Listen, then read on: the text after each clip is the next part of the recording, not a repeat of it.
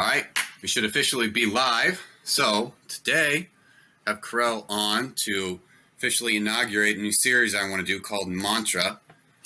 So would you want to introduce yourself real quick? All right, my name is Karel of StandStrength. I am a strength and conditioning coach based in Las Vegas, Nevada. I also do online coaching. I am a U.S. Army veteran, and I have been training for the past 5-6 years. All right, cool. Well, once again, thanks for joining me. So this one is going to be very straightforward, open-ended, because, a lot of us have various sayings and quotes and things that we've used to help bring us along and give us strength, or like to kind of meditate on in some form or fashion. And yours in particular, your brand is Stand Strength, and start where you stand is your exact verbiage, which I ended up finding is my favorite. It's a concept that I've beat around before, but when I heard your succinct way of putting it, I was like, that's great. Because I wanted to have a series where I can go in depth on things that, and mantras that went to me. I was like, this is such a solid one. I love it so much. I wanted to give you a chance to kind of go dive in. So before I just like kind of open it up and let you just kind of take the floor, dive in whatever stories that help cause you built towards it. And before we get all to that, I just want to read, I consolidated one day a bunch of them that were meaningful to me. This is non-exhaustive. So without diving into any of these, this is sort of like a sampler for what's to come as I hope to continue this series. Just what I'm hopefully going to be making more on. And then it's just going to be all you, Karel, and I'll jump in how the bits of your mantra also were meaningful to me. It's going to be a whole bunch of you, man. So just random order. I got life is motion. I do not fear what is within. I will not go quietly in the night. Life is chaos. I expect greatness because I expect failure. Pain is only a memory. Suffer beautifully. Stole that one from Brian Alsrew, so I'm not original. Sorry, neither am I. Yeah. Sometimes the lesson has to hurt. Are any of us really original? Good question. This is a very heavily paraphrased quote. You do not control Achilles, you unleash him. Life is suffering, very uplifting. Fortune favors the bold. This is like a 2-part quote from a book series. Those who dare win, you dared smite and you won. You won. That makes no sense out of context. You are mortal. Another quote. That is why no one will remember your name. Love that movie. You probably recognize a couple quotes from there. It's a very influential movie, I'm realizing looking back. Hard work is good for the soul. The night is darkest before the dawn. For everything there is a season. Do not pray for lighter burdens, but for broader shoulders, if there's a more obvious lifting analogy. I know, right? We are not Overhead press for the win. life of ease. What's that? Overhead press for the win, you know? That's some overhead press propaganda right there. This is a real uplifting one to end on. Peace is death. That was at the bottom of the stack. All right, so those are just the ones I've written down that at some point I would love to make full in-depth videos on each of those and what they mean. But for this one, start where you stand. This is yours. So yeah. So I probably should have included this in the intro. You can tell how rusty I am because it's been, I think if I look on YouTube, it's been like 5-6 weeks since my last video. And your banner still says 3 videos a week. I know, right? I have not changed that, and I've never lived up to it. But hey, start where you stand, you know? So the cool thing about this mantra and why I chose it is because I'm not perfect, and I am, in fact, incredibly far from it. I would say that I'm actually incredibly far from what you would expect most fitness channels to be like. And I've made YouTube channels several times in the past. I've had, I think, 3 different attempts, all of which ended within a couple months. So, you know, this has been the longest standing, and no pun intended there, the longest running attempt at a YouTube channel. And, you know, it's been a bit difficult, admittedly, because there were times where I tried going full time when I wasn't really prepared to do so. And here's the thing: when it comes to life, not everyone who works hard succeeds, but everyone who has ever succeeded has worked hard. So with that, there's going to be people who fail. And I don't necessarily think that I am one of them. But I do think that the struggles that I'm facing right now are due to a mix of, bad preparation on my part, maybe a lack of my best effort on the other hand. And, I try to centralize any of the issues that I'm running into in my life to myself. And with that comes a very difficult predicament that you can put yourself in. When everything is your fault, when everything is your responsibility, you can very easily be crushed under the weight of your own failures. Yeah. But that being said, start where you stand. I truly believe that when it comes to reaching your goals and things of that nature, the reason why most people never reach their goals to begin with, never go from point A to point B, is that they never really understood where point A is. And starting where you stand is, on one hand, it's very uplifting. It's very motivational. It's something where it's just like wherever you are in life, whatever it is, whatever your conditions are, whatever your circumstances are, you can get to where you want to go. But it's also a very challenging statement as well, because where are you right now? And if you have these unrealistic expectations or this unrealistic assessment of who you are, where you are in life, and things of that nature, you might find that you're actually going in the wrong direction. Because if you don't know where you are right now, you have no point of reference to get where you want to go, and just meandering around. It looks cool. It looks like you're doing some good things. It looks like you're being busy about what you're going on for and pushing toward. But in reality, you're just, if you do manage to find where you want to be or find where you want to go, it's purely on luck. So when it comes to start where you stand, not only is it supposed to be motivational, that it's supposed to be that whatever happened previously, it doesn't matter. Whatever went on in your past doesn't matter. It's also supposed to be, what are you going to do in the next moment? And it's a challenge because it's very uncomfortable to, let's say, if you're in a 6-foot deep ditch, like it's a very uncomfortable place to be. If you're stuck in the sludge, I hope it's okay if I curse, right? Is that all right? I can fix it in post if if something escapes, but I would like if we ever want my kid to watch daddy while he's at work or something. Okay, sure. So I'll try my hardest. Okay.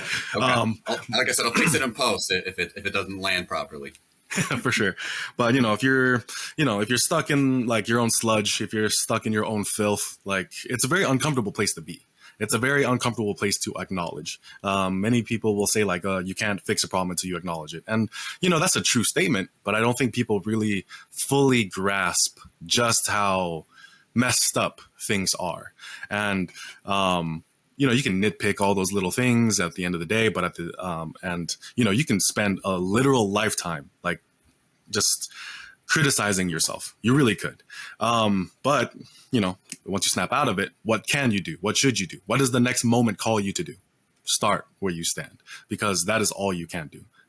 And any other attempt otherwise is just delusion. It's just a distraction. It's just a waste of time. Like, you can make a very nice home out of the 6-foot deep ditch you dug yourself into, or you could like try your absolute hardest to get out of it, because there's whatever is beyond that place is likely better. Now, that being said, I do think we are pretty poor judges of what will actually make us happy in life. I don't think that humans are.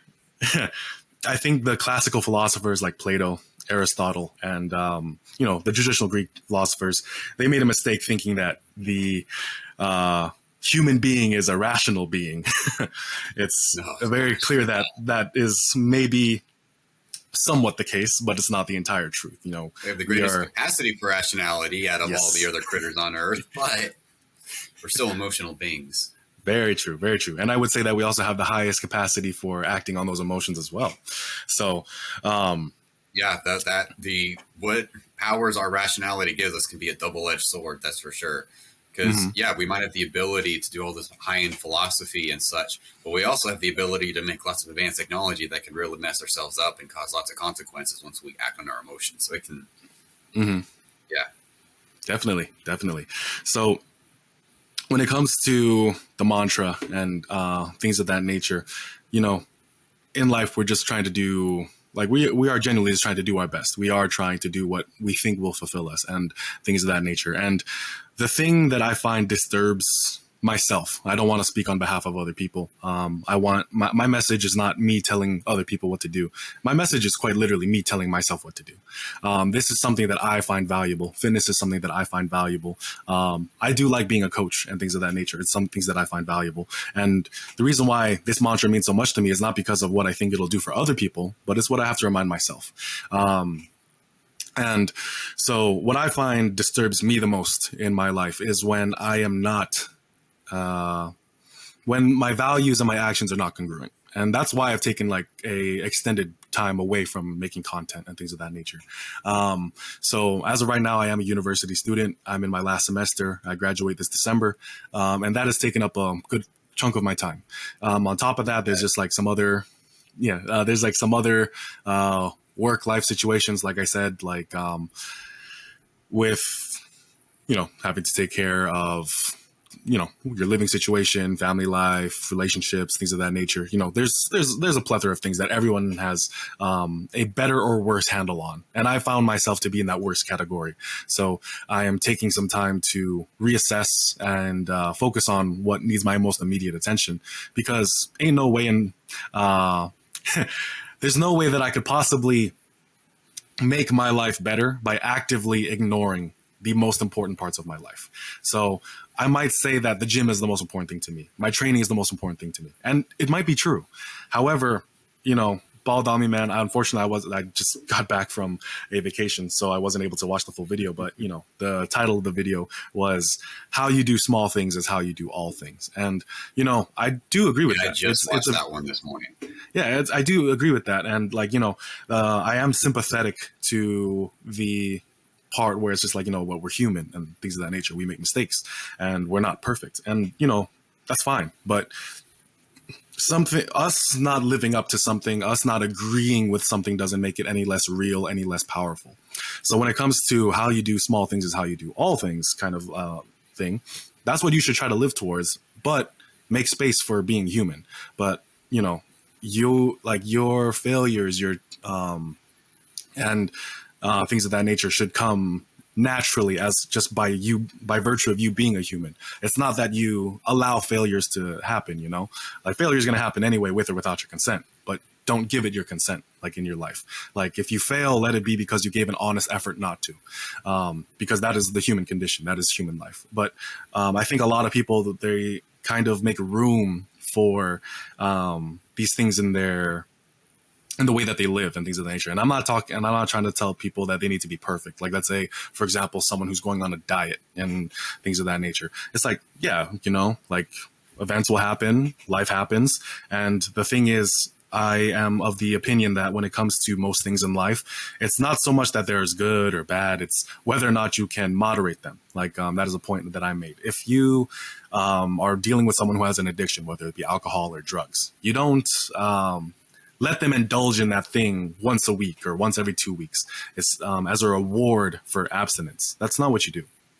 Because at that point, you're not engaging in healthful moderation or things of that nature. So when it comes to diets and things of that nature, if you are just making plans in there for you to live unhealthily, that's not a plan that will sustain you, because you're on some days you're going to hate your life and then other days you're going to love it. Like a truly successful diet will have you loving every single part of it. So trying to find ways to integrate like what is good about you and what is or what's good about what you like and what's not good and what's good for you, what's not good for you. These are individual assessments that you have to make. And, you will fail and falter along the way and you will struggle along the way, but you should never give up. You should never try to just say, well, this is my vices. These are the things that I can't live without. I can't. And this is like an exercise that any person can do. Like really sit down and like just talk to yourself and say, what are the things you can't live without? And if you can't stand by those things in good conscience, I think that you're just deceiving yourself. So, if you're talking to someone like myself, I'm like, I can't live without donuts. I love donuts too much. Like, it's just like, my first reaction is like, what are you, a kid? Like, if it's like, you know, you really can if you really try. So I was just like, okay, so it's not true. It's just not a true statement that I can't live without these things. So it's just like, why then am I so attached to them? You'll find that you're attached to things like for comfort, for things of that nature. And, you know, comfort is, you need time to relax. You need time to, like, not be like, just always be a beast of burden, essentially. You know, like, I do think that we're meant to be a little bit more than that. And there are times where we can definitely run ourselves into the ground trying to be that way. So it's, you know, people might take this to be contradictory to a lot of the things I said earlier, but that's the difficulty of life. It's that you have to be somewhat nuanced. And on the idea of like, people might hear some of what you say and think, oh, that's contradictory. Like, if you notice a trend of a lot of things I brought up for like my mantras, a lot of them are not very nice. If anything, a lot of them are like nihilistic or depressing. And that's because I see it just like literally lifting. A lot of the heavy things that we lift, we can only do so when we are properly braced. And that is when we can extract the value of it. And then you can see almost the unspoken opposite end of a lot of these mantras, where if you just come in, you're weak, you're untrained, you're unbraced. I mean, a 2-plate squat will crush you. But if you are experienced, you're trained, you're braced, like, I no doubt for you, a 2-plate squat is a warm-up. So for the exact same thing, depending on the context and how ready you are, can have a massively different effect. So like the last one that was on the very bottom of the stack initially, like the Peace is Death one, that's like, I'm not going to go in depth on it here, but that is one, if I just tell you that, or a couple of these other ones, you're like, bro, that's like depressing. What's wrong with you? But once you are ready, and sometimes you don't realize that you're not properly braced until you're in a dark place. And that's when you're like, I need to pull back together. And then you can focus on some of these, what seem like harsh sayings. And then you see something else to it that sounds contradicting, just like you said. And then it breathes like a new fresh air to it. Then you can almost see the light of the real saying. And then you feel stronger because you're ready now. You are braced. And even though it sounds like the thing that you're getting from it is the opposite of the words. So I can definitely get how the whole, but it sounds like I'm saying something contradictory to the main thing. Once you really dive into some of this stuff and you've really had to latch onto it and brace, and it's helped you through some dark places. Yeah, I can see it. Definitely, yeah. And, you know, like, that's the difficult part about like life in general, is that, you know, people have different views on terms like balance and things of that nature, right? Because like balance for one person might be what I just described as being the wrong thing, right? Where people like, you know, balance to me is having these unhealthy things in my life. And then I'll just like, most of the other time I'm going to be like this. And then what I would say is like, well, if I am, you know, let's say most of the time I'm a pretty good human being. And then maybe one day out of the year, I just decide to kill like maybe 10 people. Like, you know, I would say I'm like, overall, I'm pretty balanced, I would say, because like I've met maybe a couple thousand throughout the year, didn't kill any of them, but these 10, like, right. Yeah, it's just indulged in it a little bit. It's like, no, like things are wrong because they're wrong. And now, am I trying to say that if you have a burger, you have a donut, like you're just always wrong? It's just like, no, but I mean, where is binging?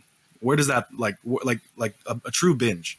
Where is that a good thing? Where is that like truly necessary for a good time? Where is that necessary for a celebration? Things of that nature, right? Like, where is like slacking off on like your own, like, I don't know, hygiene or your own health? When are these actually good things? Like, I'm going to reward myself. Like, you don't reward yourself by not brushing your teeth, but by brushing your, like, because you brush your teeth the other 6 days of the week, you know? So when it comes to people's idea of balance, it's not the idea of balance itself that has the problem. It's how people view it, right? So if the way that balance has been communicated to people has been wrong for quite a long time, and then the ideas that they have about it and things of that nature is wrong, then that's where we start having, you know, a bunch of these issues. And, you know, I'm a victim of, or not necessarily a victim, but like I am someone who like bought into that essentially. And, you know, I'm now, you know, trying to dig my way out of that as well. It's like, I've taken some time to really assess like what it is I'm trying to do with my life, what it is that I'm trying to live up to, and things of that nature. And it's a very difficult conversation to have, and like you have to get rid of everything that can't like essentially stand up to your own truth, right? And anything that can be discarded due to it facing the truth should be discarded when it faces the truth. So, I've had difficult conversations with myself, difficult conversations with the people in my life, and you make these harsh decisions and things of that nature. But at the same time, like, if you don't do that, then you endorse all the negative consequences that you have put up with until now. And, that's why like there are things that I'm doing right now that, I've convinced myself I hated, but I hate my life when I don't do those things. So, and I found that me accepting that, me being aware of these things has done only good things for me. So as much as it's inconvenient, because, I hope, like, this is a part that I'm still kind of like trying to navigate my way towards, because I know how touchy a subject like religion is and things of that nature. But at the end of the day, at the end of your life, like when you're standing before God and things of that nature, like you won't be able to say to him, the good was not convenient, or someone else made me do it. Like those things will not be sufficient to God. So for that reason, I have to like really take care of my own soul in this life and try to make sure that I preserve it and keep it as holy as I possibly can. And, I've done a horrible job at that, but that doesn't mean that I should continue doing that thing. Like I should start where I stand. I should move forward in the right direction. I should try to do all those things. So, there's like going back to an earlier part of the conversation where we kind of talked about originality and things of that nature and like where this comes from. Start Where You Stand. It's actually a poem by Burton Braley. There's a whole poem, and it is one that resonated with me for quite a long time. It's not anything beautiful, like it's not like a Langston Hughes or I'm not as deep into poetry as I once was, but it's one that has I never was, so these are all new names to me.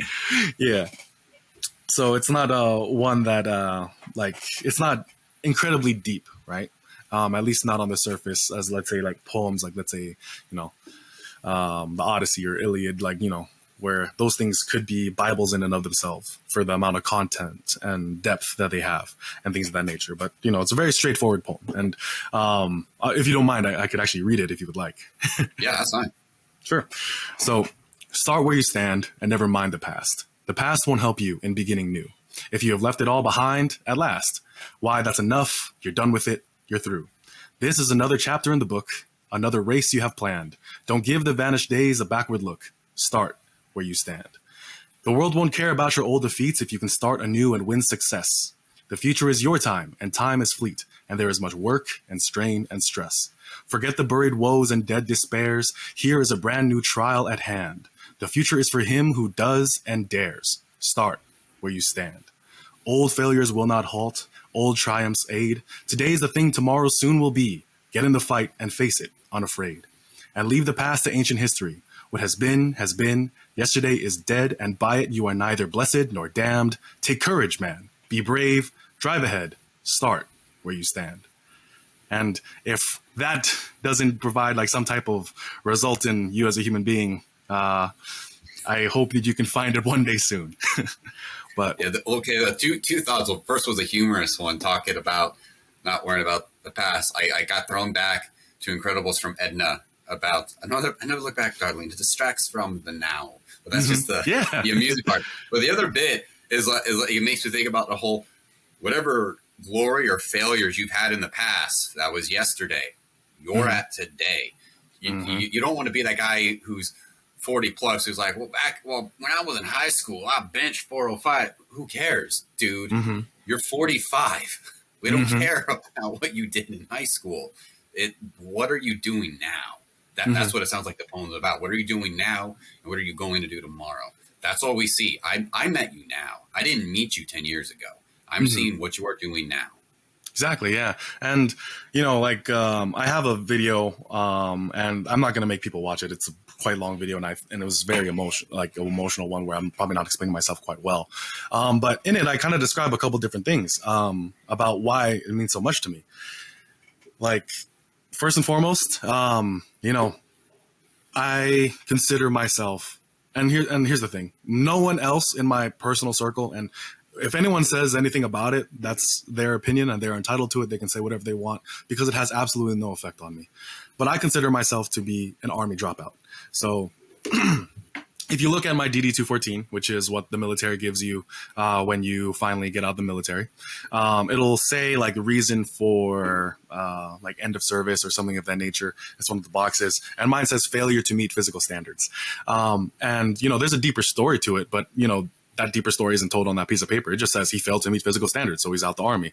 And I was honorably discharged because, like, I spent 3 years there, didn't get in any trouble, didn't do anything spectacular either, and these are things that I actually do regret. I wish I gave the military a better shot, quite honestly. But I was young, like, I didn't really have good male role models growing up. And then I went into a incredibly complex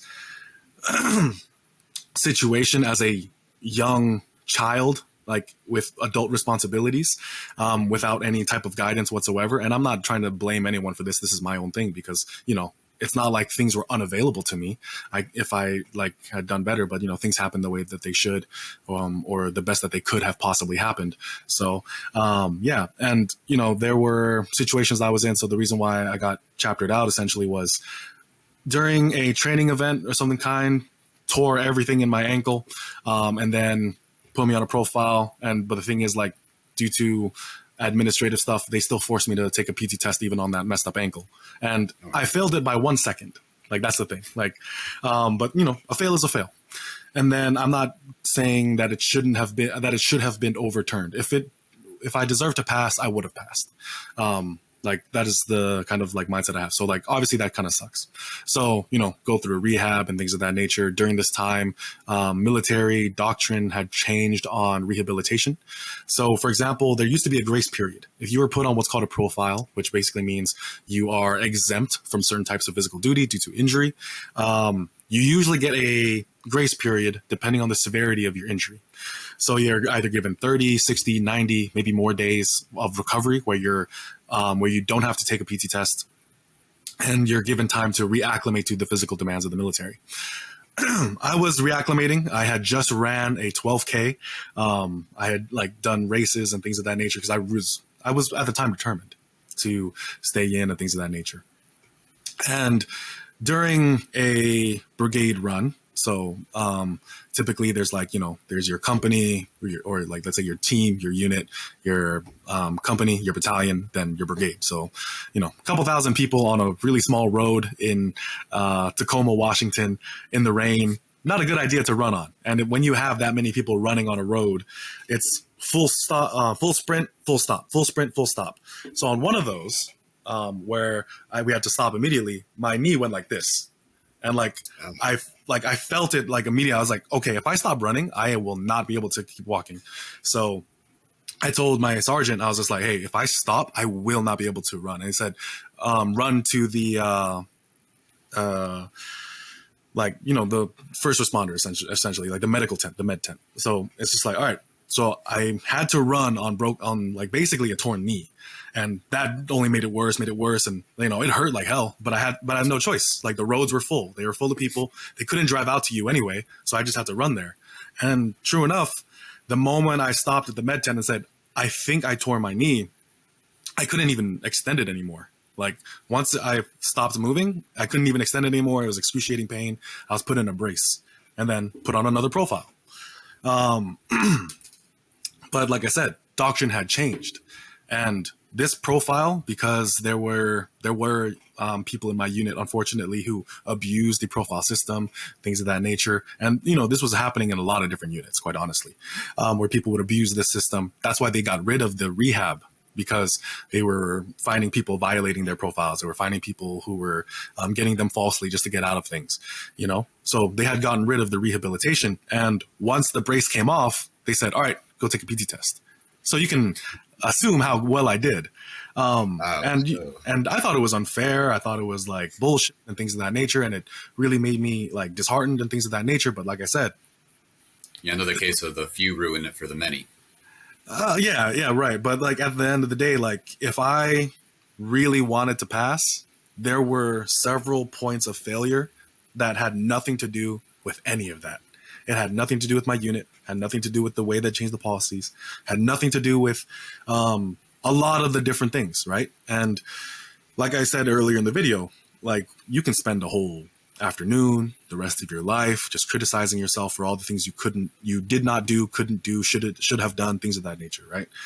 But despite all that, I have to live with it, start where I stand. And one thing that I really like about this poem is that, like you mentioned, like your old victories, they won't save you today, but neither will your old defeats. Nothing about that line on that piece of paper has any bearing on who I'm going to be in the next moment, in the next year, in the next 5 years, in the next 10 years. It has absolutely nothing to do with it. So, yes, there were things that I did wrong, things that I didn't live up to, things of that nature, but it's irrelevant because I can't do anything about that now. And me dwelling on that is only going to be a detriment to my own soul. And that's why I don't blame anyone. I have, like, when it comes to how I use the term regret, while it is something that I wish could have happened differently, it's something that I fully accept that it happened the way it did so I could learn something about myself, about life, and things of that nature. So I'm very content with the way things happened so long as I give an honest effort in the next moment. And that's really what I'm just trying to do, like on a day-to-day basis. And, like I said, I've failed and faltered like several times, went through many ups and downs, things of that nature, and still working my way toward a better ideal, a better me, and things of that nature. But it's that persistence to just not stop going, right? Because I definitely see it, and I don't necessarily get jealous, but I mean, it's going to sound that way no matter what. So I just want to address that now. I've seen the success that other people have had, and I want that for myself, and they've been able to use their time better than I have. But rather than saying that, oh, they're just better men than me, or something of that nature, or they have better luck, they have a better situation, or things of that nature. Like, that is a coward's way of assessing the situation. Like, that is not at all what I've decided to do for myself, which is just like, what is it that I'm like missing, And one of the first things that I kind of found was like a relationship with God, for one. Like, so I am Roman Catholic. I was raised that way, but then I left the church for quite a while. And, even for quite a time, like, didn't believe in God whatsoever.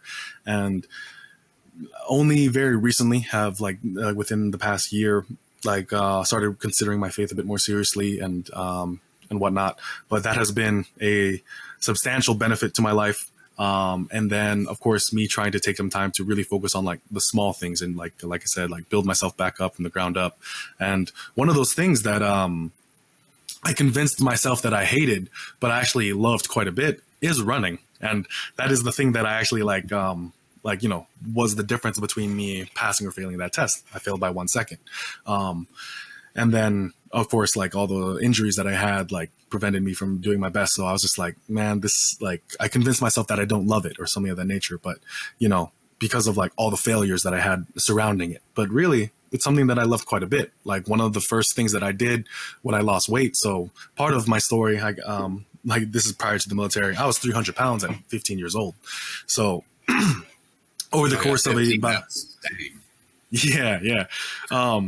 so over the course of like about a year and a half or so, I went from 300 to 180. And most of that was just due to running and calisthenics. I was just doing lots of push-ups, lots of dips, lots of bodyweight squats, box jumps, sprinting, pull-ups, things of that nature. That was just all from diet and calisthenics. I went from 300 to 180, So, get into the military and like all those like things that the young people problems, I guess you could say, where you think you know more than you do, but you're really lost and you're too prideful to ask for help. Like, I dealt with the consequences of all that, and like things like culminated into that situation that I just described. And like I said, you can spend an entire afternoon, an entire podcast, an entire lifetime just lamenting over all the things you did wrong in your life. But you have to start where you stand. Like, if you are truly going to make things better, there's only one place you can start from. And many people don't even do that. Like, they just are unwilling to, because they have someone to blame. They have when I tell this to people, right? Like that story, they'll typically say like, well, that's a really bad policy. Or they'll be like, they're like, I'm not trying to throw this back at your face or nothing, but like an example of the few, of the many ruining it for the few, or something of that nature.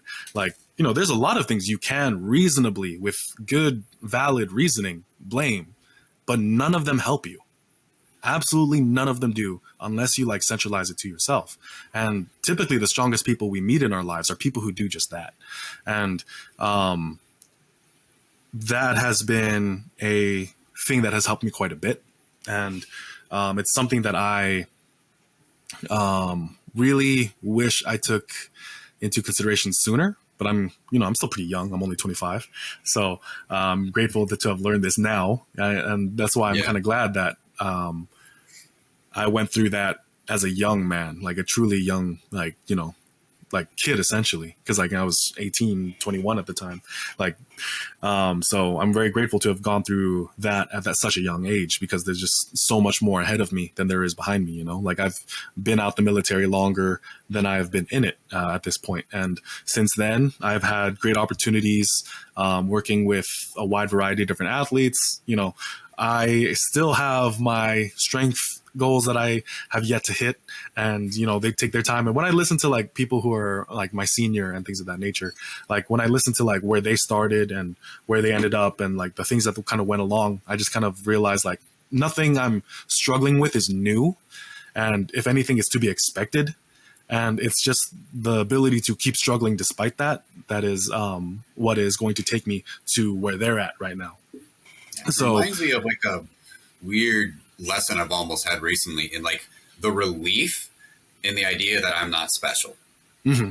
Is like for one, it means like none of us are innately special. Like, that means if we don't get special stuff, if good luck doesn't have our way, well, we never deserve good luck. So if some bad happened to us, well, did we ever deserve not to have that happen? But it also feels like it takes the pressure off. Like, if you don't accomplish something in the time frame you thought you would, you're not special. You're just somebody. That means if you do accomplish something, that means you earned it. You didn't get it because you were some special snowflake that was destined to have it and was going to happen anyway. That was you. Which also, even like, it seems like you're also keep really getting close to touching this, like the power of responsibility as well. You've probably heard the book Extreme Ownership, which is, they go in hard on this book, and I re-listen to it periodically. But it helped teach me the idea of, when you accept responsibility for things that you wouldn't reasonably think you should be responsible for, it's almost like taking back power. Because if you were somehow at fault, if you were somehow responsible, that means to some degree you had power over the situation. Or the inverse would be a literal infant child. They can't feed themselves. You need to change their diaper. They don't even know how to use their hands. They, by definition, have no responsibility. They can be at fault for nothing. Those are the only ones that are allowed to be true victims, because they can do nothing. But they also have no power. They can't decide their fate. They can't even decide what they eat. They don't even have to choose. They don't even choose when they go to the bathroom, because they can't do anything with their body. They're just like a crying potato, basically, that they haven't learned to be useful. And so many people, like to throw off responsibility and infantilize themselves, not realizing they're giving up power, or doing the opposite way. Like you said in your PT test, there were multiple points of failure that were not related to your injury, which, if I understood your story right, you're saying that if you had really been in the moment and had wanted to take on full responsibility, despite the fact that you weren't allowed your full bit of rehabilitation, when you really look inside, you had the power to still pass it. And that is where, even though you said you don't want to say you regret it, you're thankful you learned the lesson. You just probably have like a feeling of you wished you had kind of gone all out in that moment. Like you feel like you let yourself down because you held back and you almost took the power away from yourself.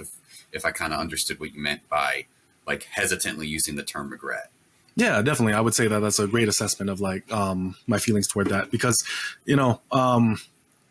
another thing too is just like, if I had really cared, like, why am I just barely passing, like, so I was 225, but I was running. So because of my age group, I had to pass like with a 15, I think it's either 1550 or something of that nature, like for a 2 mile run. So I had to run, a sub 8 minute mile pace, not too demanding, quite honestly, and very doable at 225. So why wasn't I doing that? And part of it is because of like, maybe like that teenage rebelliousness where you're just like, I don't want to do what people tell me to do, or things of that nature, like where you're not really like bought in, right? So something that I think, this is something that like, sorry to get another religious example, but sometimes people will say, will argue, well, you should be this denomination rather than this one, or things of that nature. But then it's just like, well, you got to get the person to believe in God first. Like, like they kind of just assume the first thing, and then they start evangelizing and things of that nature, right? And I was raised non-denominational, so I've always viewed it from, okay, why a certain denomination? Mm-hmm. I'm into wanting to learn and take as many perspectives as I can. I don't want to get locked in unless like I really evaluate and realize, no, I definitely see how this route is a better way, but I don't like, at this point, with all the lessons I've learned about life and things, that would be like getting too dogmatic as into some way of this particular style of lifting is the best out of all the other styles of lifting. Yeah, definitely.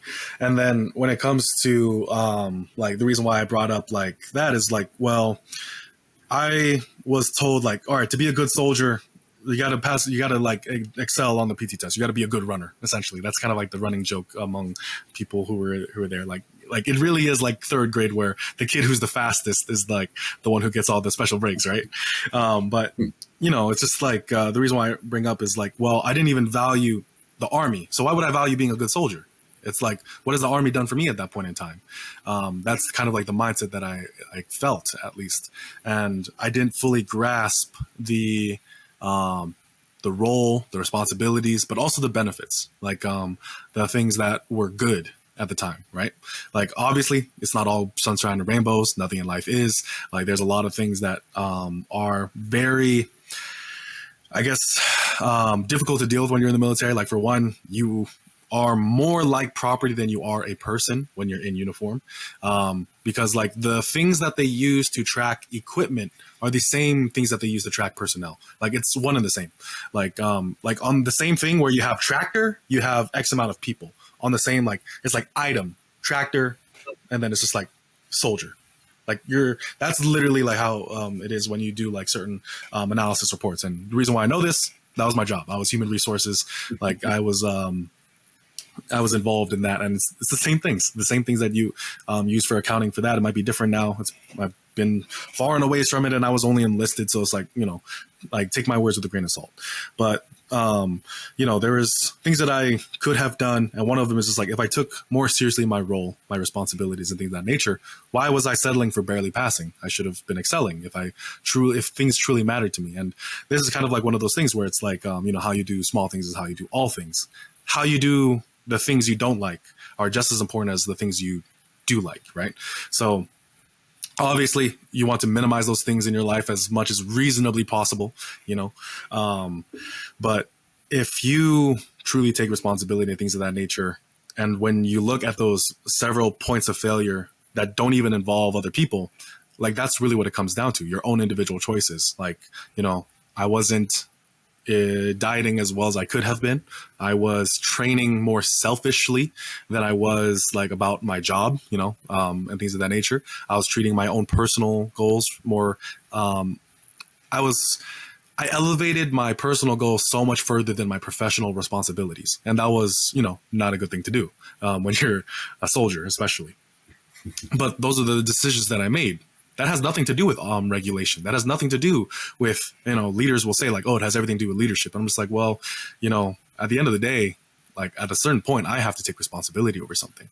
And sometimes people will say, and sometimes when I talk about this, people will try to give me some type of encouragement and say like, well, it's all right. Sometimes bad things happen to good people. And something that I realized is I don't really think that's true. And people will like, might be taken aback. It's just like, oh, what if like a child has a chronic illness or is, a victim of like, some heinous act of violence and things of that nature. It's like, weren't they a good person and things of that nature? And, of course, my intuition is yes. But then at the same time, well, we allowed for the creation of the person who perpetrated that act, like when we don't like look at each other as like brothers, sisters, like when we don't treat each other nicely, we allow for bad people to exist by us treating people badly. And if we don't accept that responsibility, then why should we like only blame the person who was like, put in that who like committed those evil acts? And obviously, it's not lost on me that some people just like are evil by their own nature. That's not lost on me either. But at the same time, it's like if I were to live in a world where I just have to accept that bad things happen to good people, or would I rather live in a world where no, bad things happen because we were not good people? I would rather live in the latter, because then, like you said earlier, it gives you back power and it gives you something there. And one thing that I realized is that God will never solve problems that he gave you the ability to solve yourself, because he gave you the solution. He gave you the ability to do it. Why would you like then throw it back in his face? It's like that's why I don't like people trying to take the responsibility for me. Like even like with both trying to coordinate with like you and like other little things like that. It's like we were both fighting for responsibility. No, it's my fault we weren't able to land this, because if it's my fault, that meant I could have done something better to like reach out sooner and double check that it was all going to work. But I also find it really intriguing. Didn't expect to go this route, but it does remind me some of the contemplating I've done, since we're talking like a little bit about like faith and the Bible. A couple of the books, in particular, the book of Job. Like you've probably heard people say the book of Job, the reason it's there is to explain why good things happen to bad people. Point to me where they tell you that in the book of Job.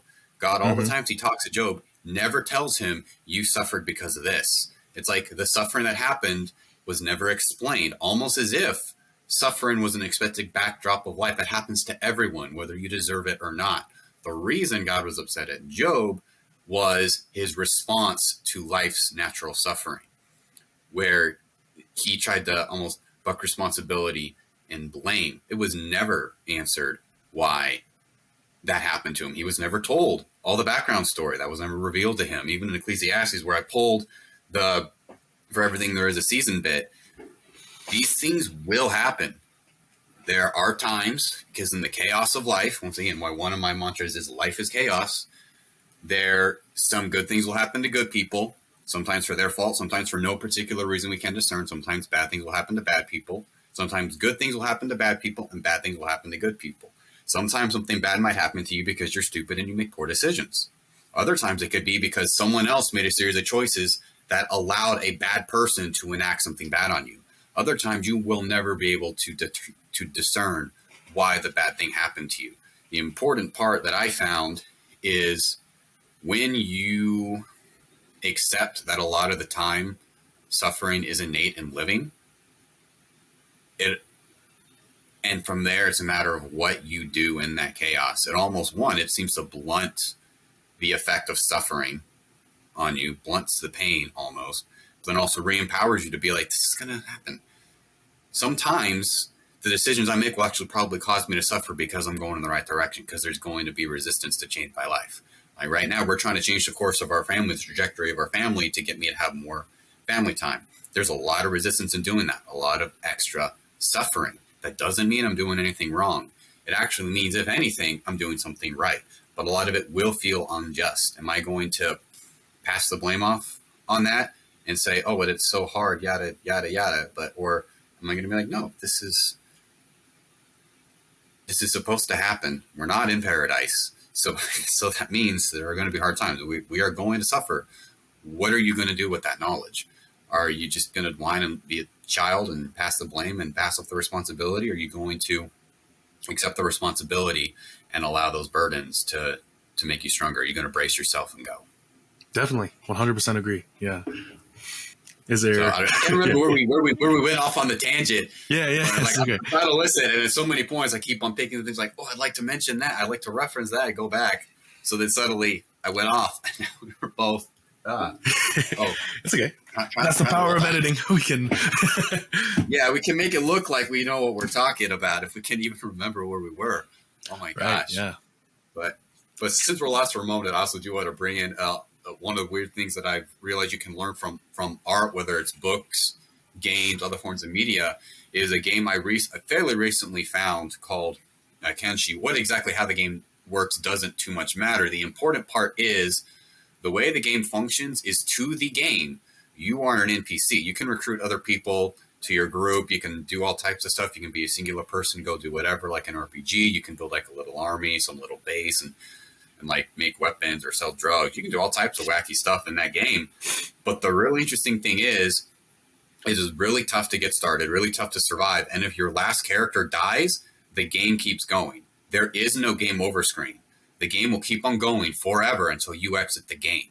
As if like it, and it's the reason that is a powerful analogy in playing it is it's like saying life doesn't care about you. So if you die and you get crushed, the world will keep on spinning. But on the same reasoning, anything you accomplish in that game, you accomplish. You are not the chosen one. You're not the dragonborn. You're not some special something. You rose out of that. So that's also goes to me on the power of responsibility. Mm-hmm.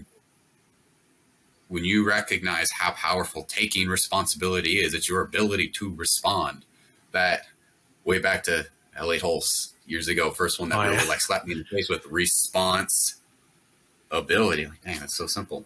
I know, right? But when you're 14 and you're just like, damn, that's the wisest thing ever. Dang. I never knew that. I'm the 14 and this is deep meme. Hell yeah. So, say, okay, wow. Where were we? I remember one of the last things you were talking about is re-referencing your time in the Army, which actually one of the quotes I got is, I don't know if you like listening to science fiction, but Expeditionary Force. It takes place from the perspective of somebody in the Army when aliens come and invade. And it's a really long series, but it has a character in there who is from the SAS, and that's the character Smythe, who that quote is from, the end of the book. And he ends up, that guy wanted to, I mean, it pulls lots of stuff from a special forces unit ultimately. So they have some pretty good stuff in there. But that character throughout that story, remembering like him, is actually one of the, along with like even Achilles from Troy, is like a couple of the quotes are from there that I found meaningful to keep me going. So those are a couple good ones that I'm hoping to one day dive further into. Yeah, definitely. What is one like? I mean, you like mentioned a lot, but like, is there one that like in particular like stands out to you, like that you come back to like more often than the other ones?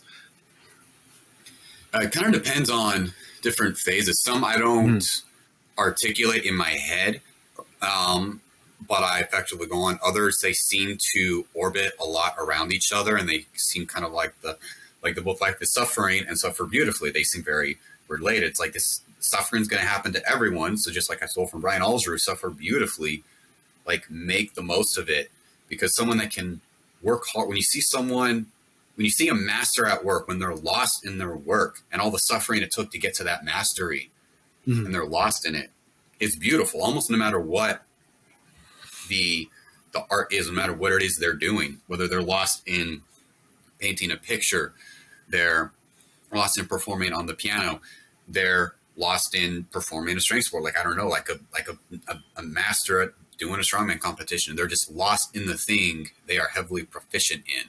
They've learned to suffer to that to a high extreme mastery. Those are some that tend to orbit around. I think one of the biggest ones for where I am right now tends to be a lot of the ones actually that came from the movie Troy. That was like came out from 2004 or something like that. I didn't realize until recently, looking back, how much impact that movie had on me, because now trying to change the trajectory of our family, I'm realizing how much I found out I had it right as a kid for what I wanted, but I let life get in the way, get caught up in a job and all this, and forgot that at the end of the day, I'm an artist. I liked, when I was like a teenager, I effectively liked lifting, and I liked making videos and stuff, editing and things like that. So I'm trying to get back to that. I'd love to work full time as some type of editor, making videos in some form or fashion.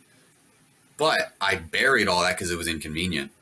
Yeah. So going back, the parts of me when I was young that realized I liked all that art also really identified with certain quotes from the character of Achilles. I mean, he stuck around in our history because he's a hero character.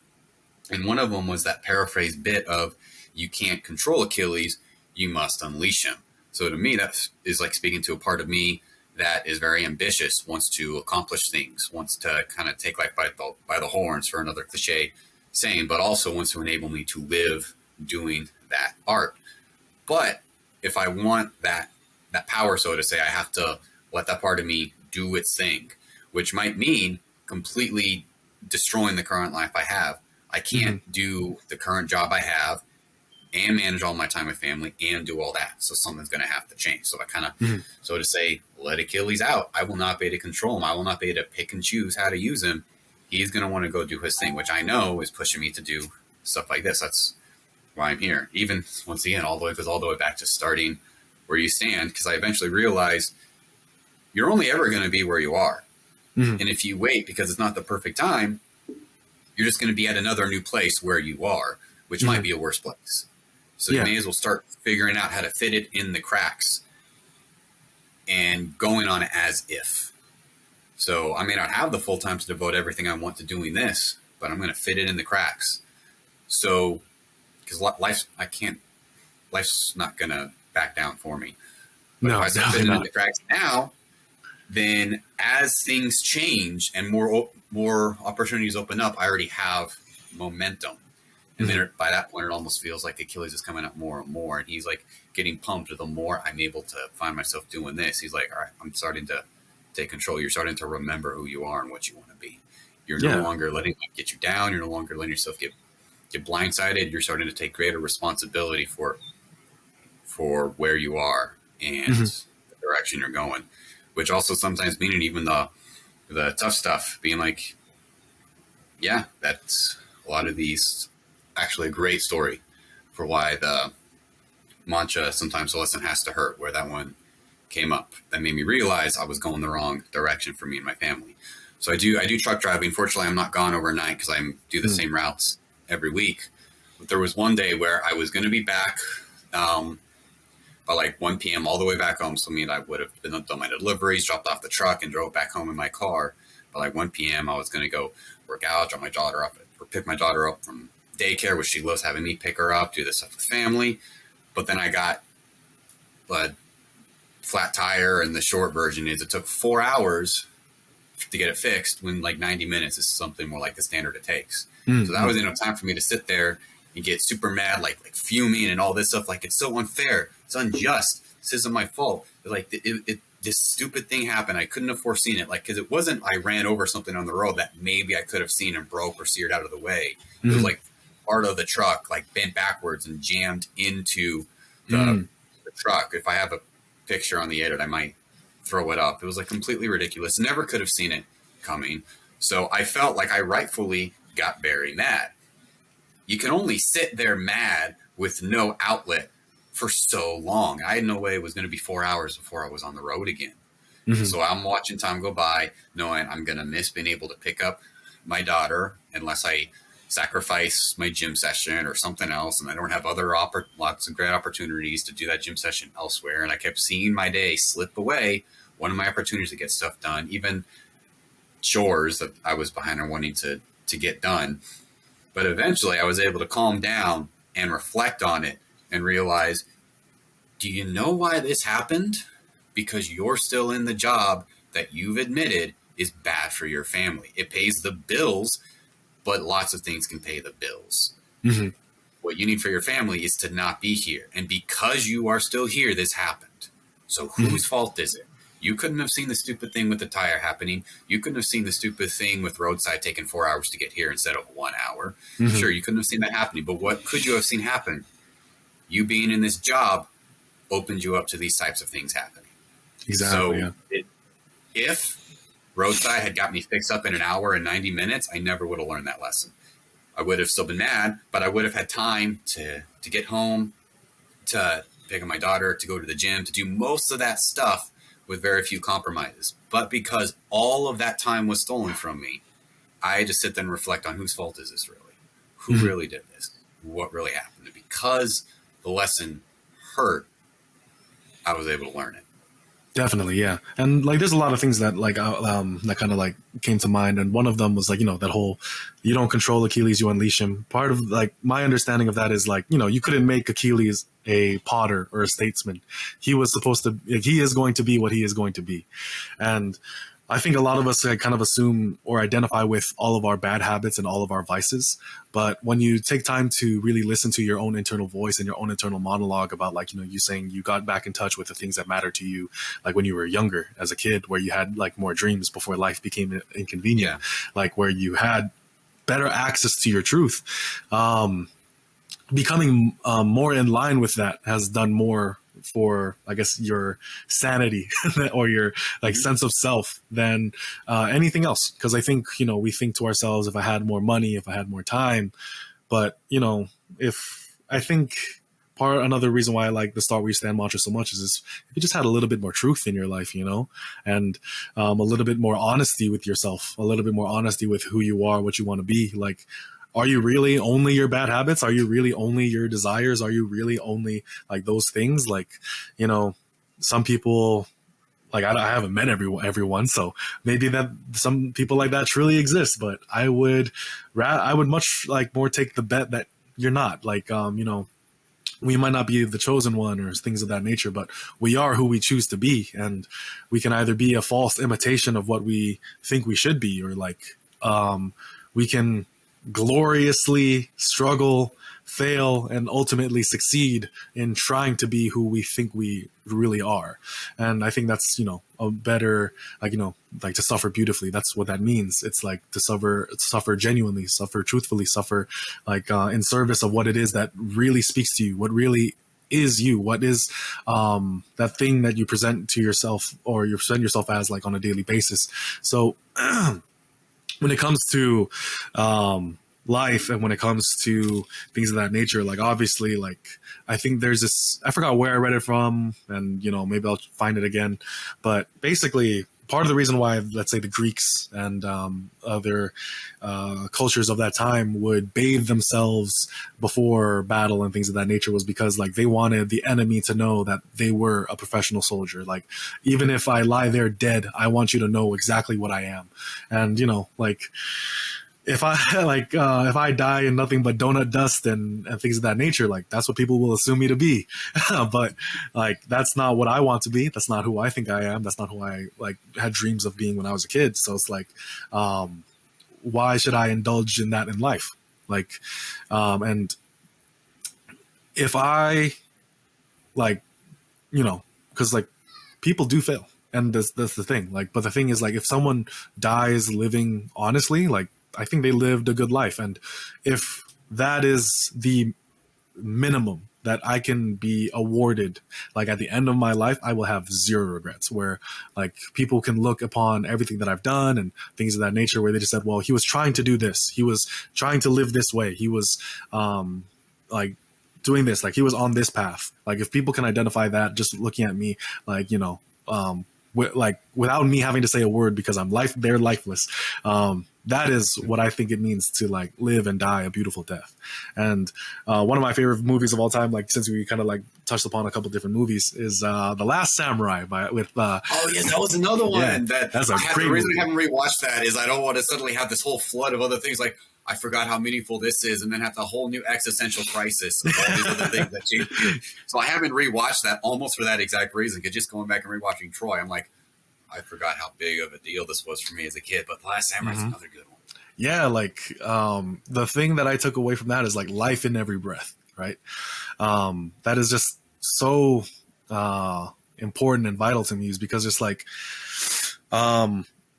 there are things that we do that, like, you know, make us feel alive, definitely. And there are things that we do where, like, we don't know it, but we're already dead. Like, if you're just like there on your phone, doom scrolling for hours, it's like, can you really say you were living at any point in time during that?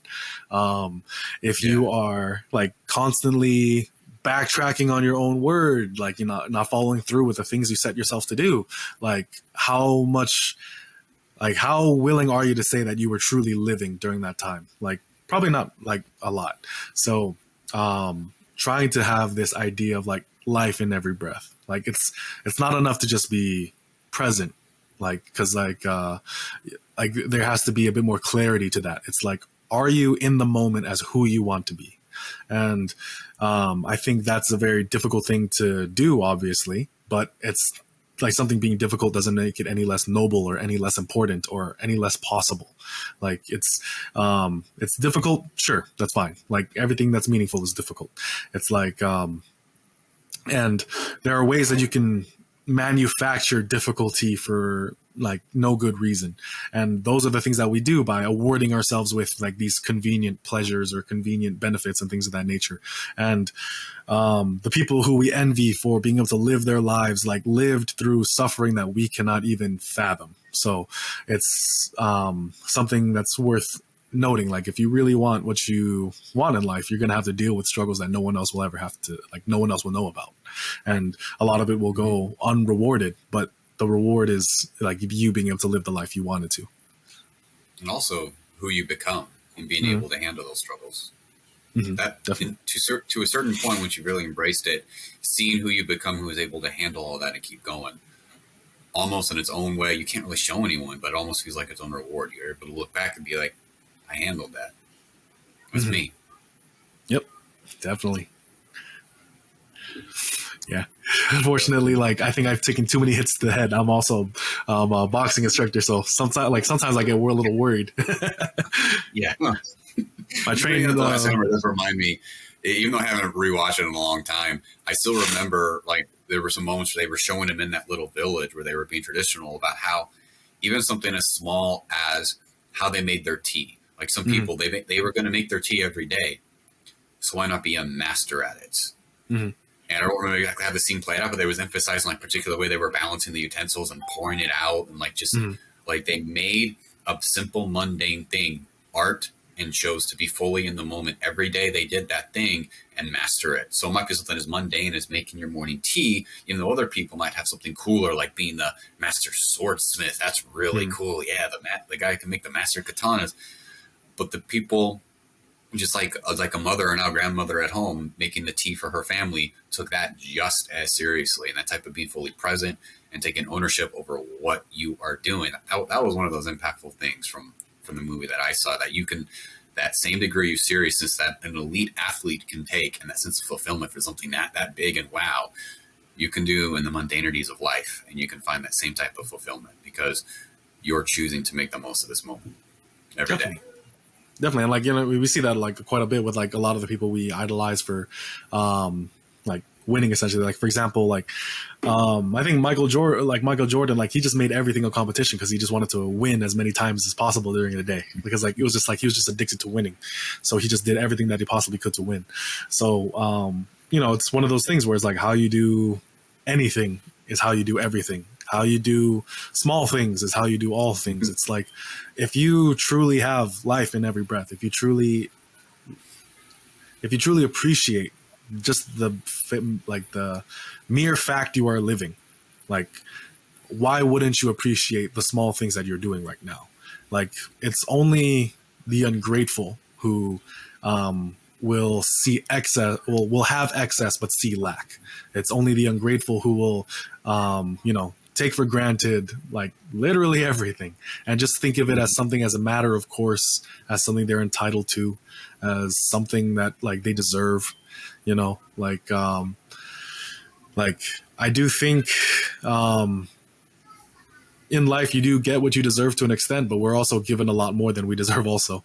So I think we're not being as honest as we could be with what we have and what we deserve is all. And if we were, like, we would definitely appreciate things a lot more. Yeah, the ability to also shift perspectives, like a lot of things that we're able to easily take for granted of modern living are very new and would seem almost magical even 100 years ago or something, when we already had the strong concept of electricity, let alone 200, 300, 500 years ago. Completely different, yet we just take it for granted and aren't very, very grateful. And then on the flip side, because it took away so much of our need to suffer and work hard, something that they took for granted of just hard physical labor, we now think, oh no, this is so terrible. I didn't get a cushy office job to pay the bills. I do something that I had to get a job that makes me feel physically tired at the end of the day. Oh no, woe is me. Mm-hmm. But like, yeah, but you also have AC and running water at your place. Mm-hmm. It's being able to like evaluate where you are and what you have. And also, when we talk about like the doom scrolling not being all there, also taking a look at what you're doing, because you might not like a lot of what you got going on, but what are you doing with your extra time? Or just sitting there and you existing, mm-hmm. or when you get home, are you trying to live?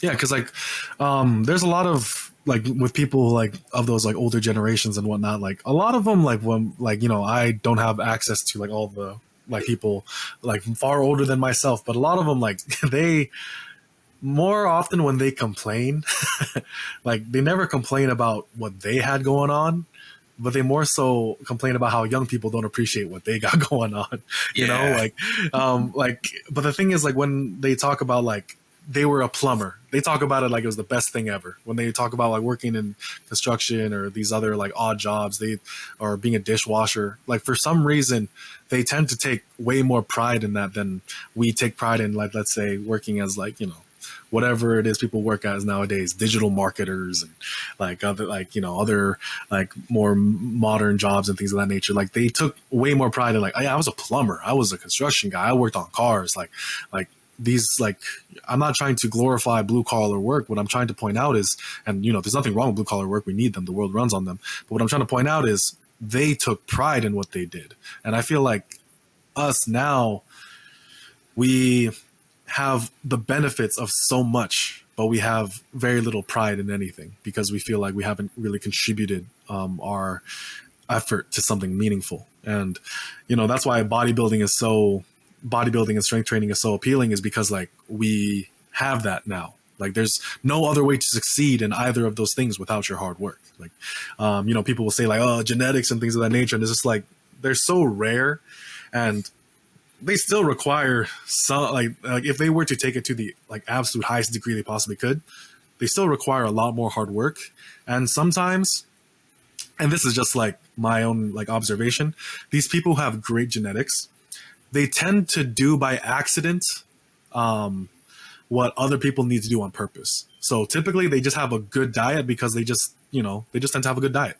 Like they just don't crave certain things. They don't like the way fast food makes them feel. And then, or, you know, there's obviously some people who are elite athletes and eat nothing but pizza and things of that nature. It's just like, all right, cool. That's good for them, but you're not him. In the extreme extremes, genetics can get you far. In the extreme extremes. But then it's just like, how happy would you be if that were you? You know, like maybe like that's something that I kind of like ask myself also. If you could have everything you wanted for absolutely no effort, how happy would you feel? And once I realized not that happy, that's when I became okay with being whatever my genetics are. I don't know if they're good, they're bad, whatever. I don't really care. It's just like, it wouldn't matter to me if they were good. So why do I care that other people have it better? Like, and something that I try to like get people to realize as well is just like, well, if, you know, if you just won the lottery or things of that nature, like there's a reason these things don't last. Like there's a reason why like people who win the lottery typically don't become wealthy. It's because like, you know, their habits, their expectations, the family life, everything that they left unattended, everything that they left to just degrade without their knowledge. like it eventually shows its head once their situation changes, and then what happens, it brings them right back to where they deserve to be. So when people like are just like, oh, this person has better genetics and things of that nature, it's just like, well, the reason why, like, I just kind of take it to be, the reason why your genetics aren't that good is because you probably wouldn't value that benefit if not for what you have right now. So it's just like you giving up, it's not doing anything for you, and if anything, it's actually actively working against what you really want in life. And so just go to the gym, start eating more, like fix your habits. Like there's things that you can do. Like there's a lot to do. Like just as much as I said, you can spend an entire day, entire afternoon, entire lifetime, like doing everything that's wrong. You can spend just the same amount of time fixing one thing. And that is a glorious thing in and of itself. Like I said earlier, not everyone who works hard succeeds, but everyone who has ever succeeded has worked hard. So when people give up on themselves, when people give up on that application of effort, they are stopping themselves from engaging with the one thing that could possibly change their life, because there is only one shortcut in life, and that is consistent hard work. Like that is it. That is all we have access to. Like people say, genetics. It's like, yeah, but that doesn't apply to everyone. Like, you know, like it's not lost on me that, you know, nepotism is a thing. Like whether, like, and things of that nature. But it has nothing to do with me. It has absolutely nothing to do with me. So it's like, if things really matter to you, why do you distract yourself with the things that will only weaken you? Like, and I think we have created a culture of that when we celebrate the success of other people as if they didn't earn it. Because like when we see like all these people on social media, when we see and all their successes and things of that nature, we just say like steroids, genetics, like they're rich, they have all the time in the world. It's like they will do anything, they will say anything to point out that they didn't deserve it somehow. Because like the same thing will be said about you when you succeed. But then what are you going to be like? Well, no, I had to work hard. And it's just like, yeah, that's what everyone says. Yeah, that's what everyone says. It's just like, but then the truth of the matter is you had to work hard. I'll say that. Yeah. I'm glad we got to the bit of hard work, and you've been mentioning bodybuilding specifically in it, because it was by kind of really almost meditating on what I've learned through bodybuilding and like physical exertion over the years. It made me realize that's why hard work is good for the soul is one of the mantras that I ended up coming across, because we live in a culture today that pretty much eschews hard work. Like, you deserve not to have to work hard. You deserve to have what you need. You deserve like a living wage, which I'm not arguing against that last one, but it's like you deserve to have an easy life. It's and all this, which is why we don't want to take pride in it, in anything we do, because anything we do for like a job is going to feel hard. And even if it's not physically hard, like a lot of blue collar jobs, it's going to be hard in some other form, like maybe stressful because you're dealing with customers all the time and customers are stupid and entitled. Or maybe it's like a white collar thing that's like very mentally taxing, even though physically you're not moving. It's all going to be hard in some form or fashion, but we're taught that hard work is bad. You shouldn't have to work hard. You shouldn't have to suffer. And one of the things that really shook me up and got me to reflect on this and let me down, coming to this conclusion that hard work is good for you, was when an H, and I can't remember which freaking video, but you know how it is. His entire channel is a cluster with who knows how many videos on who knows what subjects, and you can't remember like where you found this thing you heard him say 6 months ago when you were binging on his channel.